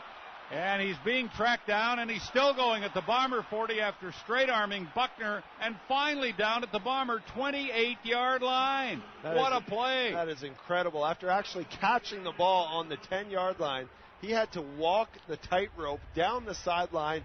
Just the fact that he stayed in bounds was impressive enough. Fought off. I've never seen so many tackles missed at once. What a tremendous play. Talk about, he just flipped the field all by himself on what should have been a 3 or 4 yard passing play. Tyrell Sutton, a 71-yard gain on a little flat pass to the right. Alouettes at the Bomber 29, first and 10. Crompton back to pass, and it's a screen to Whitaker, and he's in, driving down to about the 22-yard line before he's brought down there by linebacker Ian Wild, but he's got another 7 yards. Yeah, the backs are starting to look like they're getting more comfortable navigating their way just on these short little nickel and dime passes. They're becoming much more successful at weaving through the second level of the Bomber defense. Second down and 3, Alouettes, Bomber 22-yard line. Ball right in the middle of the field. Sutton in the backfield with Crompton, and they hand it off to Tyrell Sutton, and he's across the 20 down to the 17-yard line. And has a first down. That was just a power run all the way. The offensive line moved the Bomber defenders back, and he just followed them. Yeah, kind of just following his offensive tackle and downhill running. That's this season, that's really been the Achilles heel, this Bomber run defense. North-south runners put their head down and attack the line of scrimmage. First and 10, Alouettes in the Rona red zone at the Bombers' 16-yard line. Ball in the right hash. Jonathan Crompton has it in his hands, and it's a shovel pass to Sutton. He's down to the 10, the 5-yard line, and he fumbled the ball. And the Bombers say they have it, but the play had been whistled dead, I think. Yeah, it's Montreal ball according to the officials. And first down at the Bomber 5-yard line. That perfect little change of pace with the shovel pass there. We have not seen that tonight from the Alouettes, and Sutton really taking over this drive, putting his mark on it. Yeah, I think the Bombers punched that ball out, Doug, and there's an injured Montreal player, and it might be Sutton. Yeah, it is Tyrell Sutton. Probably just exhausted from carrying the team all the way down the field. That ball, I believe, was punched out before he hit the ground. This is a great opportunity for the Bombers to review this. We're going to see it in slow motion right now. No, the ground caused it. Yeah. I thought it was punched out, but good for him. He held on because they punched at it, and he was able to hold on. Yeah, Greg Peach came right over the top with one of those chops. They teach you to do that when you come in from an angle. You bring your free hand over, and you just hammer down onto the football as you tackle. It makes for an effective tackle and an opportunity to force a fumble at the same time. But impressive that Sutton was able to hold on to that football with only one hand. He might have had the ground or the wind knocked out of him by the impact of that football hitting his sternum. Third quarter brought to you by your Prairie Ford dealers. Ford employee pricing is back with our biggest offers of the year only at your Prairie Ford store. Coming up on our post-game show, the hardest working player, brought to you by CUPE Local 500, proud to support the Winnipeg Blue Bombers. So Sutton now finally leaving the field under his own power. 8-6 the Bombers lead, but that's in jeopardy. And Mike O'Shea has decided to challenge. Whether that was a fumble? I presume, which would surprise us. Now, I don't think, has had the benefit of as many replays as we've had. Monitor. I think if he'd seen what we've seen. Winnipeg is challenging the ruling on the field of a player down by contact. We will review the play. He wouldn't have challenged, but he can only go on the information he gets from upstairs. Yeah, I mean, we'll be able to take another look at it here, but both of us we didn't hesitate, I don't think, when we saw him contact the ground and saw at what point the ball came loose. It doesn't seem like there's any leeway or any gray area with this call. It seemed pretty black and white to us in terms of the accuracy of it, but kind of grasping for straws right now because they're knocking on the doorstep. Well, video reviews are brought to you by Winnipeg Kia. Drive a new 2015 Sorento away and save over $5,000. Winnipeg Kia, where Kias always cost less. It took them about 2 After seconds review, to sort the ruling this out. on the field has been confirmed by replay. Player was down by contact. See, they already knew that at the command center. They looked at it. That was their quickest challenge overturned ever. They're like, really? Okay, yeah, well, the play's standing, so don't waste any more time. That's pretty much what the conversation I'm sure the referees had with the command center. All right, first and goal. Alouettes, Bomber 5, 2:25 left, third quarter. Bombers ahead 8-6. Jonathan Crompton at quarterback. Double tight ends in. Handoff, Whitaker left side. Turns it back inside and is down to about the 3-yard line. Maybe the 2. We'll see where they put the ball down. The way the night's gone tonight, the inability of offenses to punch in and get major scores when put in very advantageous positions. By no means is this a sure thing that the Alouettes are going to be able to punch this in. Just like we saw when the Bombers had the ball on the 14-yard line, weren't able to come away with any points. Certainly the way this game has fallen, anything can happen, even with the Alouettes this close in scoring position. You see who the injured player is? It's a Bomber defensive lineman. It might be Greg Peach. I'm not sure. There is a Bomber down on the 3-yard line, and as a result, a delay with 1:55 left in the third quarter. Tanner Marsh coming into the game. He is the Alouettes short yardage quarterback. Alex Brink started the game at quarterback for, that's not Greg Peach, by the way, for the Alouettes. It might be Mike Cornell. I'm just getting a close-up of the Bomber uniform socks right now. It looks like soccer style almost. Yeah. Bombers wearing their signature uniform. The way Al's working on him, it looks like it's some sort of a cramp issue or something, or maybe an ankle. You can see he's checking for the level of flexibility in the joint. I think it's number 49, and that'll be Mike Cornell. We've checked that as he comes off the field. You have to wait till you see the back of his jersey, not the front. Number's not on the front of the signature uniforms, just a big W. So the Alouettes 40, are second and goal at the Bomber 1-yard line. And Tanner Marsh is in the game. He'll step under center Luc Brodeur Jordan and no doubt keep the ball. And he does. And is he in? They're saying he's not. There's a flag down. There is a penalty flag. And he did not get in on second and goal. See what the penalty does to all this. You have to wonder whether it was encroachment. It didn't seem like there was procedure. We saw the replay, and it seemed like the offense all launched at the same time. The injured Bomber, by the way, Jesse Briggs. Offside, Winnipeg defensive line. First down, Montreal. That's about the worst thing you can do when you're on the 1-yard line and be offside. You just give them a fresh set of downs. 3 more opportunities now to punch it in from the 1-yard line. So it'll be first and goal. Alouettes on the Bomber 1. Tanner Marsh under center. Chance to take the lead here. And Marsh keeps. And gets in for the touchdown. Second effort by Tanner Marsh. Boy, he had to work for it, but he finally broke the plane with a football. No penalty flags this time.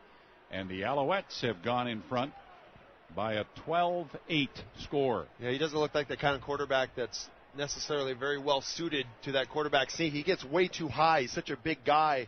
He tried to kind of go over and above and through everyone, but kept his legs driving and pumping there. He was able to squeeze in for the touchdown. That was all set up by that 71-yard play to Terrell Sutton. And making something out of nothing. A simple dump pass into the flat there. Turned it, walked the tightrope down the sideline, turned it into a 71-yard gain. Now the convert by Sean White would make it 13-8 for Montreal. Today's game brought to you in part by Super Lube Auto Center, home of the best 10-minute oil change. And, of course, when the Bombers score a touchdown, we play touchdown to win for Splatters Paintball. Go to cjob.com to enter to play Splatters Paintball touchdown to win. Every time the Bombers score 6 points, if we draw your name, you and 7 friends will enjoy a great day out. Ready, aim, fun. SplattersPaintball.com is where you get all the information. An injured Alouette holding up the convert try by Montreal. Yeah, the Bombers have them pinned on the 10-yard line, Doug, and it looks pretty good for Winnipeg to get the ball in reasonable field position. And a few plays later, the Alouettes have taken the lead with a 100-yard touchdown drive. Well, that was just the nature of the game, how we were seeing it unfold tonight. There wasn't a lot of big plays happening. We saw maybe one big pass here by Montreal. But other than that, when you call a big play in professional football, it's anything over 30 yards. And up to that point, there was one play over 30 yards until he broke that dump pass into the flat for 71. Convert by White is up and good. 1:22 to go in the third quarter. And the Alouettes are back in front, 13-8. They were down 1-0, led 3-1. We're up 6-1. Bombers were ahead 8-6. And now it's 13-8 for Montreal. You know, the bright side of the coin is, even though this is probably one of the worst offensive efforts we've seen this season from the Bombers, they're still only one drive and one possession away from going ahead in this game. Obviously, it would have to be a major score to take the lead, but, you know, the defense, thanks to the defense and the play of the special teams right now, they're still very much in this game, even though really it's been an exercise in futility offensively for the Blue tonight. Well, here's the alarming stat to underline what you just said, Doug. Time of possession, 29 minutes to 14. First downs, 16-3 for Montreal. The Bombers have made 3 first downs, and once again they're running their defense out of gas. Sean White will kick off for Jim Gauthier, Chevrolet 1400 McPhillips. And the boot will come down to Studemeyer at the Bomber 15-yard line, the 20, the 25, the 30, and he's up to the 34 before he's ganged up on by Kyrus Hebert and a bunch of his hombres. So we'll see if Drew Willie and the Bomber offense can make a contribution to the cause. There has not been much coming from that group in this game tonight. You know, even right now, it's not even scoring points and getting a touchdown to take the lead. It's giving your defense a rest now. You know, they were just on the football field for the longest stanza of the entire evening. So they need a break right now. They need some help with a couple first downs by this offense. Gun from the Bomber 34. Willie back to pass. Out to the right side, complete to the 40. Denmark is up to the 44-yard line. And that's going to be either close to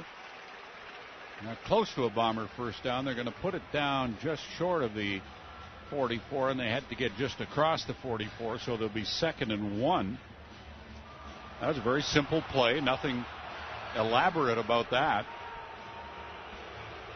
And the fans are booing. I'm not sure why. Maybe they don't like the spot of the ball. I don't know. But it's 2nd down and inches, Bombers, at their 44-yard line. And this has got to be Drew Willie on a quarterback sneak. And it is, and I don't know how much he made. Not very much. See where they spot it. They didn't need much, but he didn't get much, so. Still no signal as to whether or not Willie made the first down.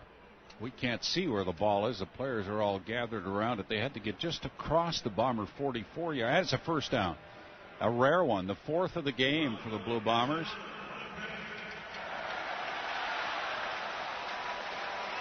And that's what all the cheering was for, is for the 4th. Only the 4th. Hard to believe, eh? First down by this offense. Montreal's defense is good, but they're not that good. 1st and 10 Bombers at their 44, right hash. Willie with Grigsby to his left. 4 receivers out.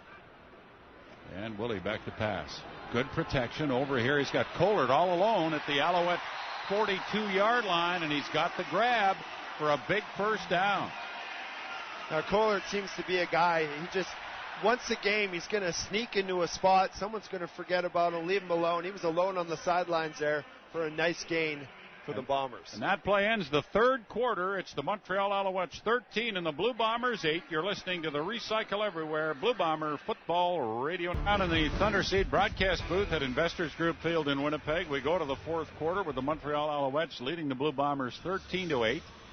But the Bombers moving the ball on offense for really the first time in the game. They've made back-to-back first downs, giving them 5 first downs in the game. And they're down to the Montreal 42-yard line. Yeah, one thing this Bomber offense is capable of, we've seen them go into funks before where they've had difficulty moving the ball, and then Willie's able to come out of that, break free, and flip the switch, so to speak, in terms of their production. But it's a critical time right now for this football team to at least respond to everything that's going in the Alouettes' favor right now. 1st and 10 at the Alouette 42 to start the 4th quarter. Ball in the left hash. Drew Willie has Grigsby behind him. Lots of motion by the slot backs. Grigsby left side run across the 40, the 35, the 30, and pulled down at the Alouette 27-yard line. A 15-yard run for Nick Grigsby, who found a big hole on the left side. You had to wonder if all that motion in the backfield confused Montreal, because it confused me. I had no idea what they were trying to do. The Bombers looked like 2 players almost ran into each other, but Grigsby, an inspired run by him off the left tackle, finding a hole and getting a great run. They've doubled their first down total in the game from 3 to 6 on this drive. 1st and 10 at the Alouette 27, left hash. 4 receivers wide right. Grigsby the lone setback. Willie fires right side. Moore all alone at the 15-yard line, and that's a first down, a 12-yard gain for the Blue Bombers. Kyrus Bear and Bear Woods made the tackle. 4 first downs on the drive. So they went from 3 to 7, and out of nowhere, the offense running basic plays has a drive going, and they're in the Rona red zone. Yeah, they're getting a little bit more of a cushion. Nick Moore just ran a little curl there, but he had some space between him and the defender. Made a good play of it. 1st and 10, Alouette 15, center of the field. Double tight ends come in. And it's a fake to Grigsby. Willie rolling right and throws, and he just threw it away. It's whatever they had set up there just didn't open up for him. Laverius had pretty good pressure, and finally Drew Willie just threw the ball away. Yeah, he did a good job extending that play, running down the line as he was surveying into the end zone. But with only 2 potential Bomber targets on that side of the end zone, he cut the field in half really by booting out that side. Didn't have much to work with and just threw the ball away. 2nd and 10, Alouette 15-yard line. 3 receivers wide left, 2 to the right, 3 to the right now as they've emptied the backfield. And Willie under pressure, steps up, dumps it off to Fioligadino right at the 15, but he has nowhere to go. Mike Edom came up to make the tackle, and that'll bring out the Bomber field goal unit. Well, what looked promising fizzled at the end, but still, this is a definite step in the right direction, an improvement from how this offense has been operating in this game. It looks like they're going to come out of here with 3 points and taking some time off the clock and giving their defense a rest, which is what they needed. So a small step in the right direction right now by the Winnipeg offense. Well, this will be a 22-yard try. The 21-yarder by Hiralahu hit the upright last time. Brian Brom is the holder. The kick will come from left hash. It's up, and it is good. A 22-yard field goal, and now it's a 2-point game. Montreal 13, the Blue Bombers 11, and you're listening to the Recycle Everywhere Blue Bomber Football Radio Network.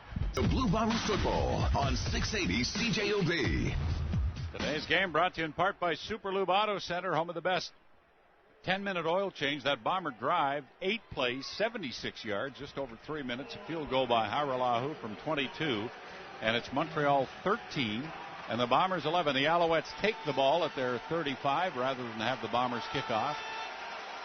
Jonathan Crompton first down and big pressure. It's Crompton throws, no good. It was dropped.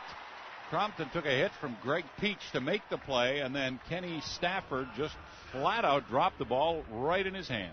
Yeah, I'm trying to see here. Greg Peach, absolutely nobody blocks him or touches him. You don't often see that on the interior offensive line because your offensive line blocks from inside to out, but nobody even got a hand on him, and he got a free shot on the quarterback. Pretty hard for him to focus downfield when a guy like Greg Peach is bearing down on you. 2nd and 10, Alouettes, Montreal 35-yard line. Both Sutton and Whitaker in the backfield with Crompton, who drops back, throws behind Deron Carter, who ran about a 12-yard out, but Crompton was rushed, and the pass was way off the mark, and the Alouettes are 2 and out. Yeah, and that might be just the kind of immediacy this offense needs in terms of getting the football back and building off the little bit of success they had. They're going to want to, they have the opportunity now to get this football back and maybe put together 2 drives and take another step. 3rd and 10, Owls, Montreal 35. Sean White to punt.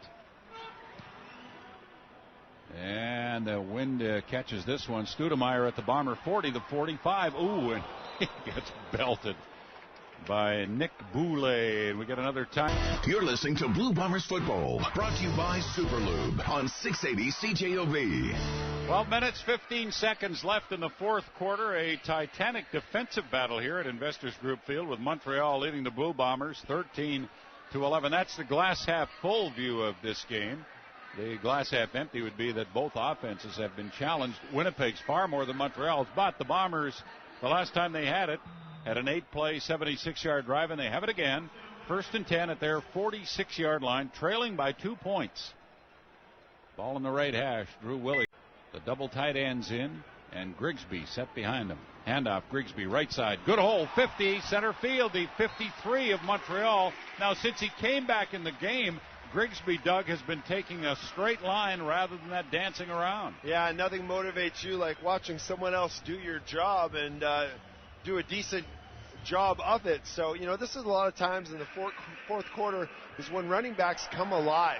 Our defense has been out there all game. They don't have the same commitment to tackling, and he's kind of taking advantage of that right now. See if he can build off of it. That was an 11-yard gain and a Blue Bomber first down at the Alouette 53-yard line. Right hash for Drew Willie. Has the football. And he's going long down the left side of the field, and it's caught at the Montreal 20-yard line, and down to the 15 with a grab and a big play is Clarence Denmark. Well, it only makes sense that the Bombers would have a step on these Alouette defenders because they haven't been utilized very much or effectively this entire game, and that's just a case in point where Clarence Denmark gets behind the man coverage that's on him. Mitchell White, Doug, was the cornerback over there. He's a rookie. He just came into their lineup. And the Bombers are 1st and 10, now in the Rona red zone again at the 16-yard line of Montreal. Willie from left hash sends everybody out. Empty backfield. And Paris Cotton, a fake from Willie, who's going to run down to the 11-yard line. Drew Willie has a gain of 5 yards. That was a interesting-looking play. Yeah, it looked like kind of an improv situation. I'm not sure it was designed to go that way. Looked like he was going. Actually, I'm not sure what he was going to do with the football. I know they don't have many plays in the playbook where Drew Willie is drawn up to be the primary ball carrier, but that's what ended up there. Gained a few off the right side. 2nd and 5, Alouette 11. Can they take this one all the way? Ball's right in the middle of the field, and again an empty backfield. Drew Willie has it in his hands, has time, and now he's sacked down at the 18-yard line. Yeah, and that was just a coverage sack by the Montreal Alouettes. It wasn't that anyone came through right away. It was a 4-man rush, a little bit of a twist, and the end actually gave up, contained, looped around, came up the middle, and got Drew Willie for the sack. But the offensive line held up pretty well there.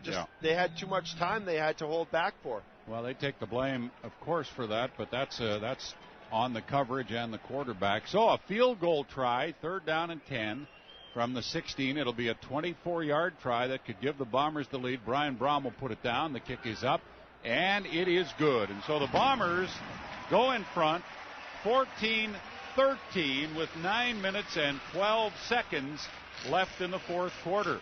You know, it's not pretty. There's nothing. For a free quotation, 452-2700, WallaceFences.com. Musicus manufacturum is adorned with the mightiest of rocks in the wild. This stalwart creature forges for obsolete electronics in order to find a suitable mate. Musicus manufacturum? It's not natural. EPRA Manitoba provides safe, responsible recycling options for old, obsolete electronics. Learn more about what and where you can recycle old electronics at recyclemyelectronics.ca. This is Bomber Football, brought to you by Superlube on 680 CJOB. And at first down, Jonathan Crompton rolling to his right, hooks up with S.J. Green on a big gainer for the Alouettes to the Bomber 51-yard line. That's a gain of 29 yards for Montreal, trailing by a point now, 14-13. That last Bomber drive, 4 plays, 54 yards in the field goal. And here's a handoff inside to Whitaker. Not much there. He'll be across the Bomber 50 down to the 49, maybe the 48-yard line. Surprised the Alouettes haven't put Sutton back in this game. He came off with an injury. It must be something significant because he really changed the tempo and the face of this offense. All right, the Alouettes at the Bomber 48 are 2nd down and 7.5 yards to go. Ball in the middle of the field. Jonathan Crompton. Shotgun, has it. Back to pass, down the middle, and he's got S.J. Green at the Bomber 30-yard line. Mo Leggett, the safety, making the tackle, but Crompton, very impressive throw with the pocket collapsing around him. Yeah, he threw that ball with a lot of authority, and S.J. Green just kind of settled down the middle of that Bomber zone, using his size to shield the football from any defenders that were around him. At the end of that play, Josh Bork asked Greg Peach for a hand up off the turf. Peach just walked right by him. 1st and 10. Al's Bomber 30. Sutton and Whitaker both in the game now. And a fake to Sutton. And here's Sutton with the ball now and a quick pass from Crompton. And he's down inside the Bomber 25 to about the 23. Ian Wild came over to make the tackle. And that's a little play they've run 3 or 4 times to great effect. Yeah, having both the backs, it's interesting. It's an interesting look, an interesting challenge for your defense when you have to face 2 guys back there, both running threats and catching threats, escaping into the flats on both sides of that offense. Nice little play by the Alouettes to re-involve Sutton, who's back in this football game. 2nd down and 2. Alouettes, Bomber 22-yard line. Tanner Marsh comes in at quarterback. Keeps it off the right side, and it looks like he has the first down across the Bomber 20-yard line. Fourth quarter brought to you by your Prairie Ford dealers. Ford employee pricing is back. You pay what we pay only at your Prairie Ford store. So the Bomber offense has come to life here in the fourth quarter, and now the defense is having a issue in stopping Montreal, and they've been on the field for much of this game. Well, both defenses actually right now as this game has gone on. As you say, this entire 3 quarters of this football game were totally dominated by these defenses, and they're starting to get a little run down right now, a lot more openings and soft coverage for these offenses. Al's at the Bomber 19, 1st and 10. Crompton, little play fake, little pump fake, pulls it down, and he runs to the 14-yard line of the Bombers for a gain of 5. You can tell he doesn't have much experience in this offense, but he makes the most of situations. He's been pretty safe with the football, knows when to pull it down and run, uses big body to get some yards. And this late in the game, those QB draws, pulling down the football and taking off and running, that can kill a defense. That can really suck the life out of you. Well, he's been impressive, Crompton, for sure. 2nd down and 5. Alouettes, Bomber 14-yard line. Crompton calls for the ball, has it. Gets time, pulls it down again on a pump fake, and scrambles around and was brought down after virtually no gain. The pocket collapsed around him. He tried to move up the middle, and then Jake Thomas and Bryant Turner brought him down, and so the Alouettes will send out their field goal team. Yeah, that was a great job by the Bomber front four, really staying in their lanes, very well disciplined in their pass rush lanes and not leaving any. Crompton was looking for a place to run, but all the guys were even in their coverage of their pressures and were able to keep them in the pocket and take them down for no gain. A field goal try that will put Montreal back in front. It'll be a 22-yarder for Sean White. It's on the tee, it's in the air, and it is good. And so Montreal's back in front, 16-14, with 4 minutes and 18 seconds left.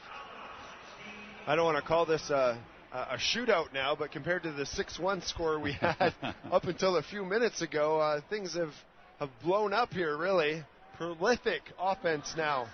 Nothing but field goals on field goals is what we're seeing now. Well, Winnipeg was up 8-6. Montreal 13-8. Montreal 13-11. Winnipeg 14-13. Now Montreal 16-14. 4 minutes, 18 seconds to go. Stay tuned for Mike O'Shea's post-game comments, brought to you by Moray Auto Body, the little body shop with a big heart, online at morayautobody.ca. Bob Irving, Doug Brown, we're in the Thunder Seed broadcast booth, and we're in for a finish.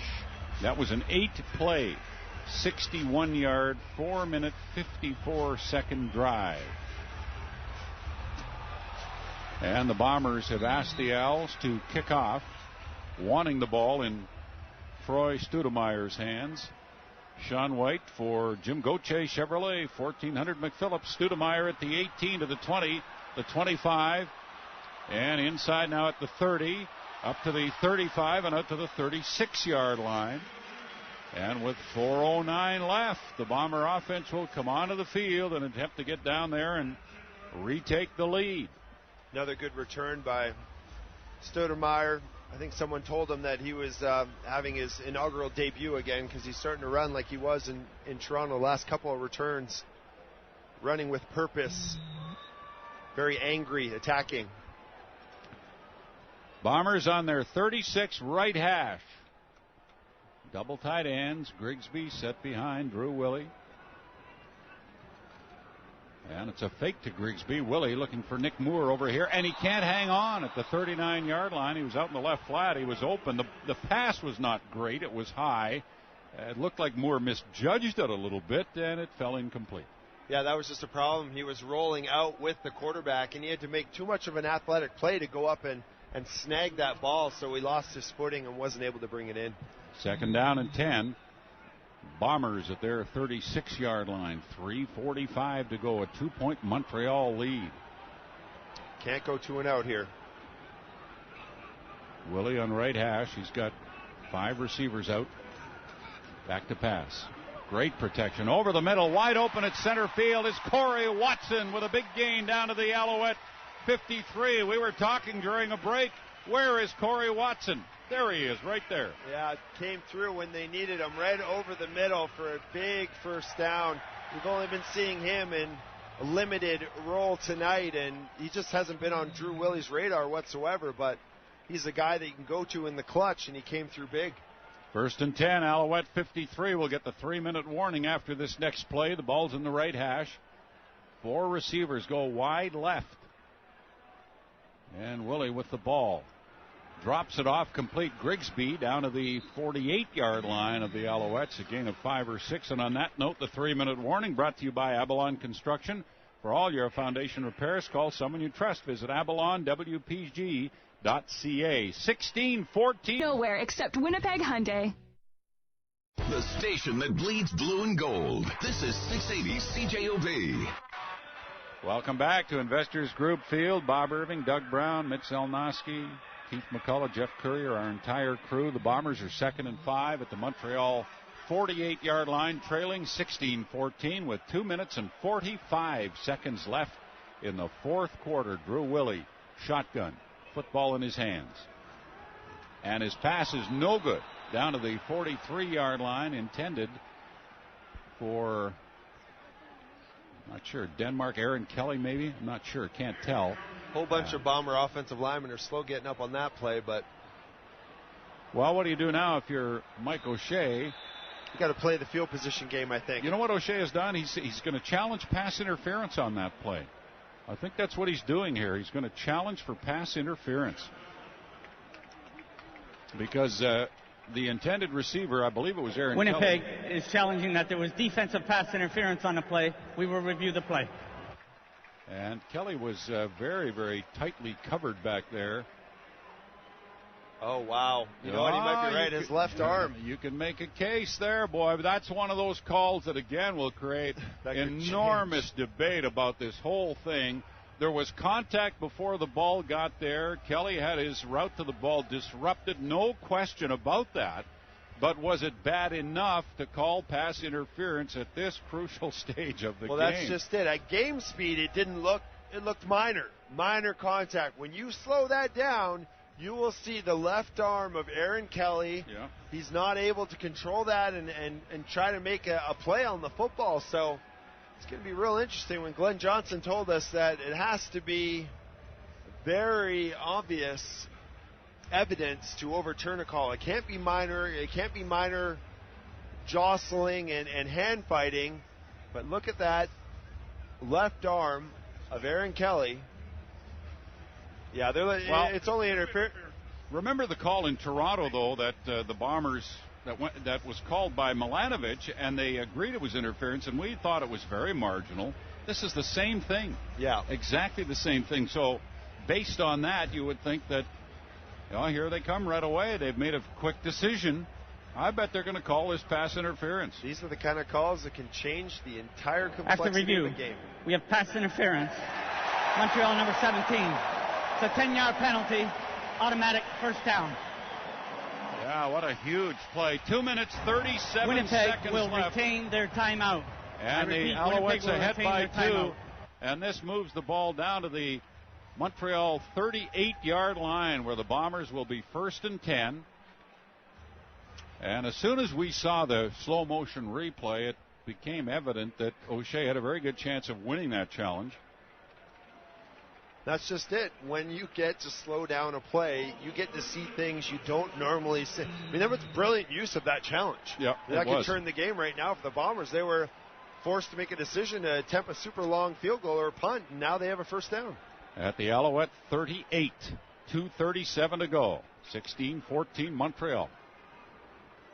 There's Drew Willie. Handing off right side. Grigsby, good hold down to the 30. Nice move, and he's down to the 26-yard line of Montreal. Nick Grigsby with a 12-yard run. He's been a different back since he came back into this game. Pat Neufeld, the Bomber right guard, shaken up on that play. Yeah, well, what he's doing, he's following his blocks, and then he's making one cut. He's not slowing and shuffling his speed and kind of staggering in a spot waiting for things to develop. He's following in his blocks, and then he's making a determination on where he wants to take the football, and he's gashing this Montreal defense right now that's been on the field for a long time, certainly nowhere near as effective against the run as they were in the early goings. That video review, by the way, brought to you by Winnipeg Kia. Drive a new 2015 Sorento away, save over $5,000. Winnipeg Kia, where Kias always cost less. I think that's Neufeld, the offensive guard for the Bombers, that's down. Looking at the blocking scheme, he went to cut the defensive tackle, and a bunch of people rolled up or stepped on his legs from behind. In the first half, Doug, Grigsby had 4 carries for 10 yards. Since then, 3 carries for 38 yards. So he's on the game now, 7 for 48. That's a 7-yard average, just under a 7-yard average. Quite a change. And he's fresh now too. Yeah. When they spelled him with cotton, that certainly got his attention. But also at the same time, he hasn't spent a lot of time. He hasn't been pounded in this football game. He's kind of like a first quarterback here now in the dying minutes of the fourth against the pretty gassed Montreal defense. He's had more room to run, but he also looks like a more straight line runner than he was earlier in the game. Neufeld is up and limping off. Matthias Gosen will go in to take his spot on the offensive line. So with 2 minutes and 32 seconds left, The Blue Bombers are 1st and 10 at the Montreal 26-yard line, trailing 16-14. And from the huddle, Nick Moore, Corey Watson, wide left. They have double tight ends in there. Denmark, slot on the right. And the handoff to Grigsby. Flags down Grigsby. Big hole. Touchdown Blue Bombers. But a penalty flag right at the line of scrimmage by side judges on either side. And will this be wiped out by an offside? No, it's against Montreal, say the Bombers. And Nick Grigsby. Offside. Montreal number 21. Penalty of decline. Touchdown. Has a big touchdown run, and the Bombers are ahead 20-16. Grigsby's just really changed his game, his running game. I don't know if it was the perspective he had or the fact that he was replaced, but running tremendously hard, following his blocks, just changing his style back into the physical, punishing runner that we knew he had that dimension. He's really showcasing it right now. Liram Haralahu will come in to attempt the extra point. Lloyd McKay is our winner on Splatter's paintball touchdown to win as the Bombers roared through the Rona red zone. Lloyd, you and 7 friends will be headed for a night of great fun at Splatter's Paintball. Ready, aim, fun. SplattersPaintball.com. The convert by Haralahu is good. The Bombers ahead 21-16 with 2:08 remaining in the game. That was a 6-play, 74-yard drive. So the Bomber offense, which was dormant for 3 quarters, and with that pass interference challenge playing a role here, have really come to life. Yeah, how pivotal is that call now? And you look at that touchdown run by Grigsby, kind of reminded me of almost a Denver Bronco Terrell Davis type formation where the Bombers ran a stretch play. Grigsby ran with it, saw where there was a lapse where a defender got out of his gap, cut it back right up the middle, bursting through the seam for a touchdown. All right, a kickoff upcoming for Jim Gauthier Chevrolet, 1400 McPhillips. Bombers up by 5. So the Alouettes are up against it now, and it will be left to the Bomber defense as Haralahu hits the ball. Larry Taylor at the 3-yard line of Montreal, out to the 15, the 20, and brought down at the 24-yard line as Don Unamba came down there to make the special teams tackle. You have to wonder whether this is going to be too much for Crompton now. Kind of his debut as a quarterback with Montreal, and now he's got the game hinging on his performance here. 2-minute drill in front of him changes the nature of what he has to do as a quarterback here, see if he can handle the pressure. That was Paris Cotton, by the way. I said Unamba. It was Paris Cotton who made that special teams tackle. Alouettes from their 25-yard line, 1st and 10. 2:02 to go. Crompton rolling left and going long all the way down to the Bomber 40-yard line, and Randall knocks it away, intended for Deron Carter, but Chris Randall was with him every step of the way. Wow, usually when you start a 2-minute drill, you hand off to the back. Well, they faked to the back, and he went for everything way down, kind of threw a fluttering duck there. Great position by Randall to come underneath that pass and just knock it down. 2nd down and 10, Alouettes at their 25-yard line. Clock won't start till the ball is snapped. 1:55 to go. And Crompton in shotgun. Whitaker speaking to him. Crompton has the football.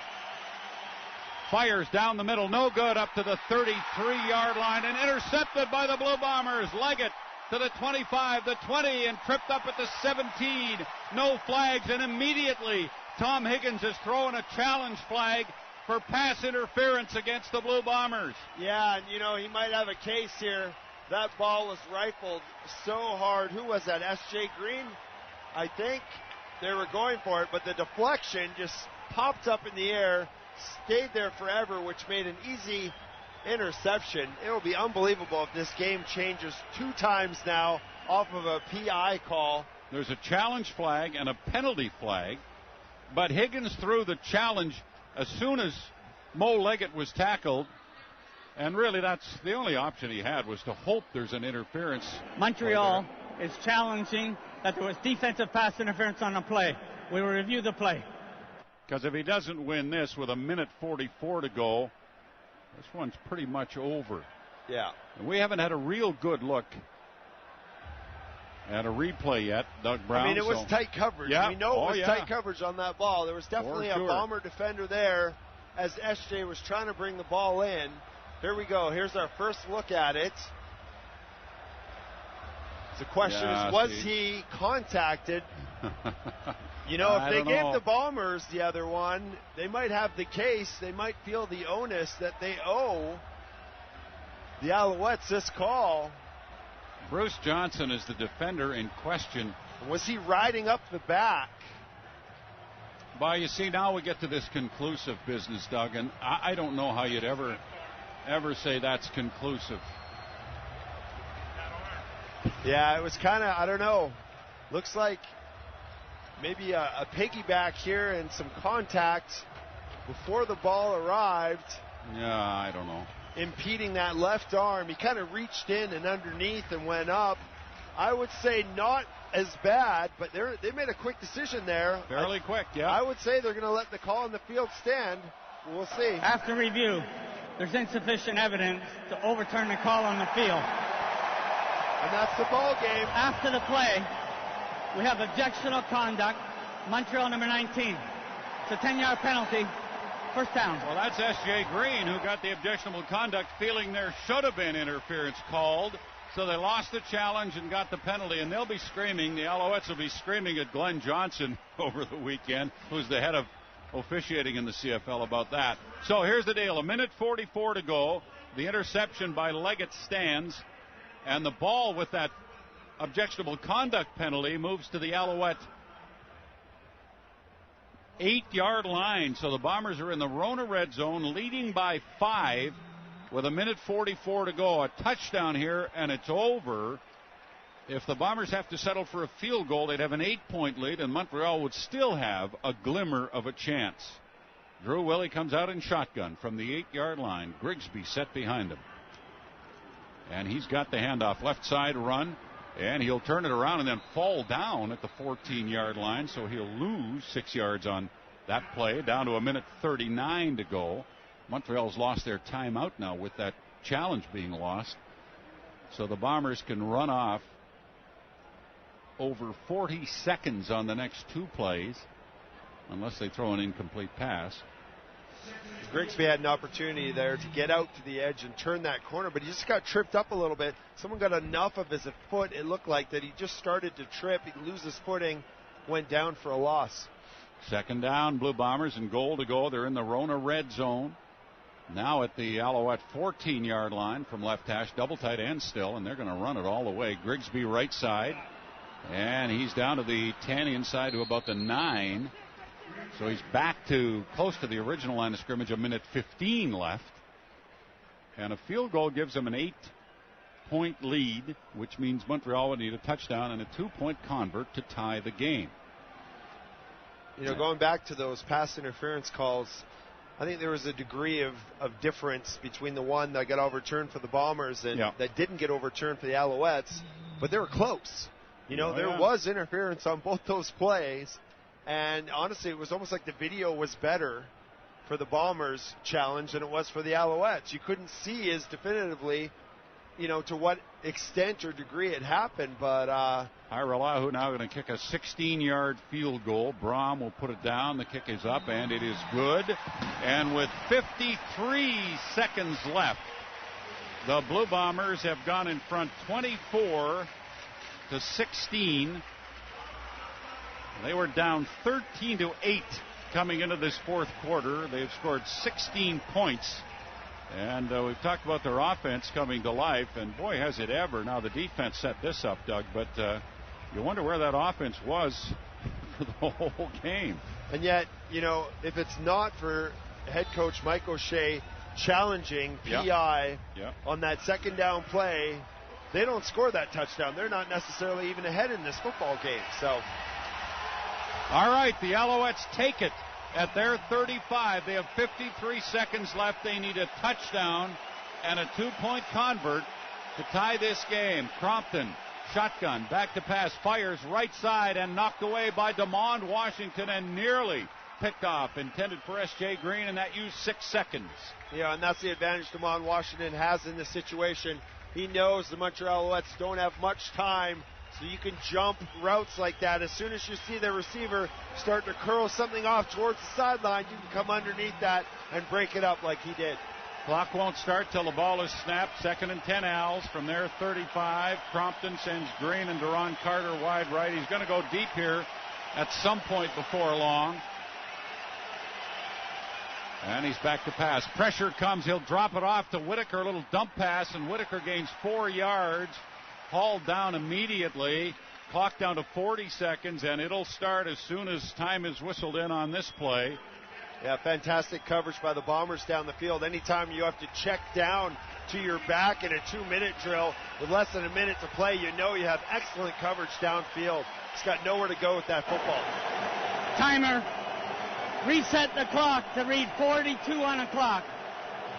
4-2 on the clock, please. There's 40 seconds showing on the clock, so the official wants to put 2 seconds back on there. Alouettes are lined up and ready to go. 3rd down and 6 at the Montreal 39-yard line. So this is make or break in terms of their chances of coming back from this 8-point deficit. Crompton lined up, time whistled in, and here we go. 3rd and 6 Alouettes. Crompton with the ball. Fires right side, and it's intercepted. It was tipped and intercepted, and it's Mo Leggett to the 40, the 35, the 30. He's going to score. They might call a penalty on the Bombers here as Leggett runs it into the end zone. There is a penalty flag. The ball was tipped off the hands of Duron Carter and Mo Leggett. Johnny on the spot to pick it off again. And there's a penalty flag down. It's not going to matter, though. It's after the fact, after the interception. This game is pretty much a done deal for the Winnipeg Blue Bombers. After the interception, holding, Winnipeg number 92. It's a 10-yard penalty, 1st down. Well, Brian Turner was called in holding. He was trying to block the quarterback, Jonathan Crompton. Crompton grabbed Turner and pulled him down, but I guess Turner was holding on to him. So the touchdown is wiped out. The interception stands. 24 seconds left. Bombers with the ball at the Alouette 33. They'll take 3 knees, and this one is in the books, and the Bombers are going to hit midseason at 6-3 after, boy, you talk about a hard-fought win. This one was in doubt as Drew Willie moves under center. Steve Morley, there's 1 knee, 23 seconds, and 2 more, and it'll be a Bomber victory. And the Alouettes, you know, they're going to be 1-7, but they did not look like a 1-7 football team tonight. Yeah, they gave the Bombers everything they could handle and then some. A few critical plays and reviews.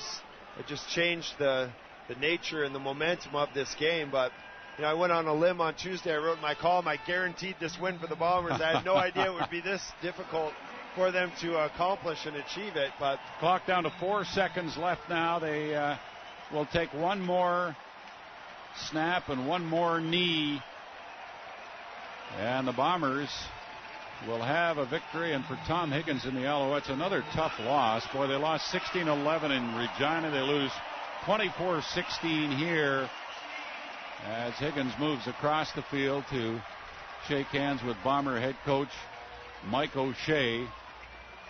Tom Higgins, a class act all the way. But that's a tough one for him and the Alouettes to accept. But, boy, the Bombers found a way to pull it out, and they hit midseason at 6-3. And not many people in the world thought that could happen when this season began. And this one will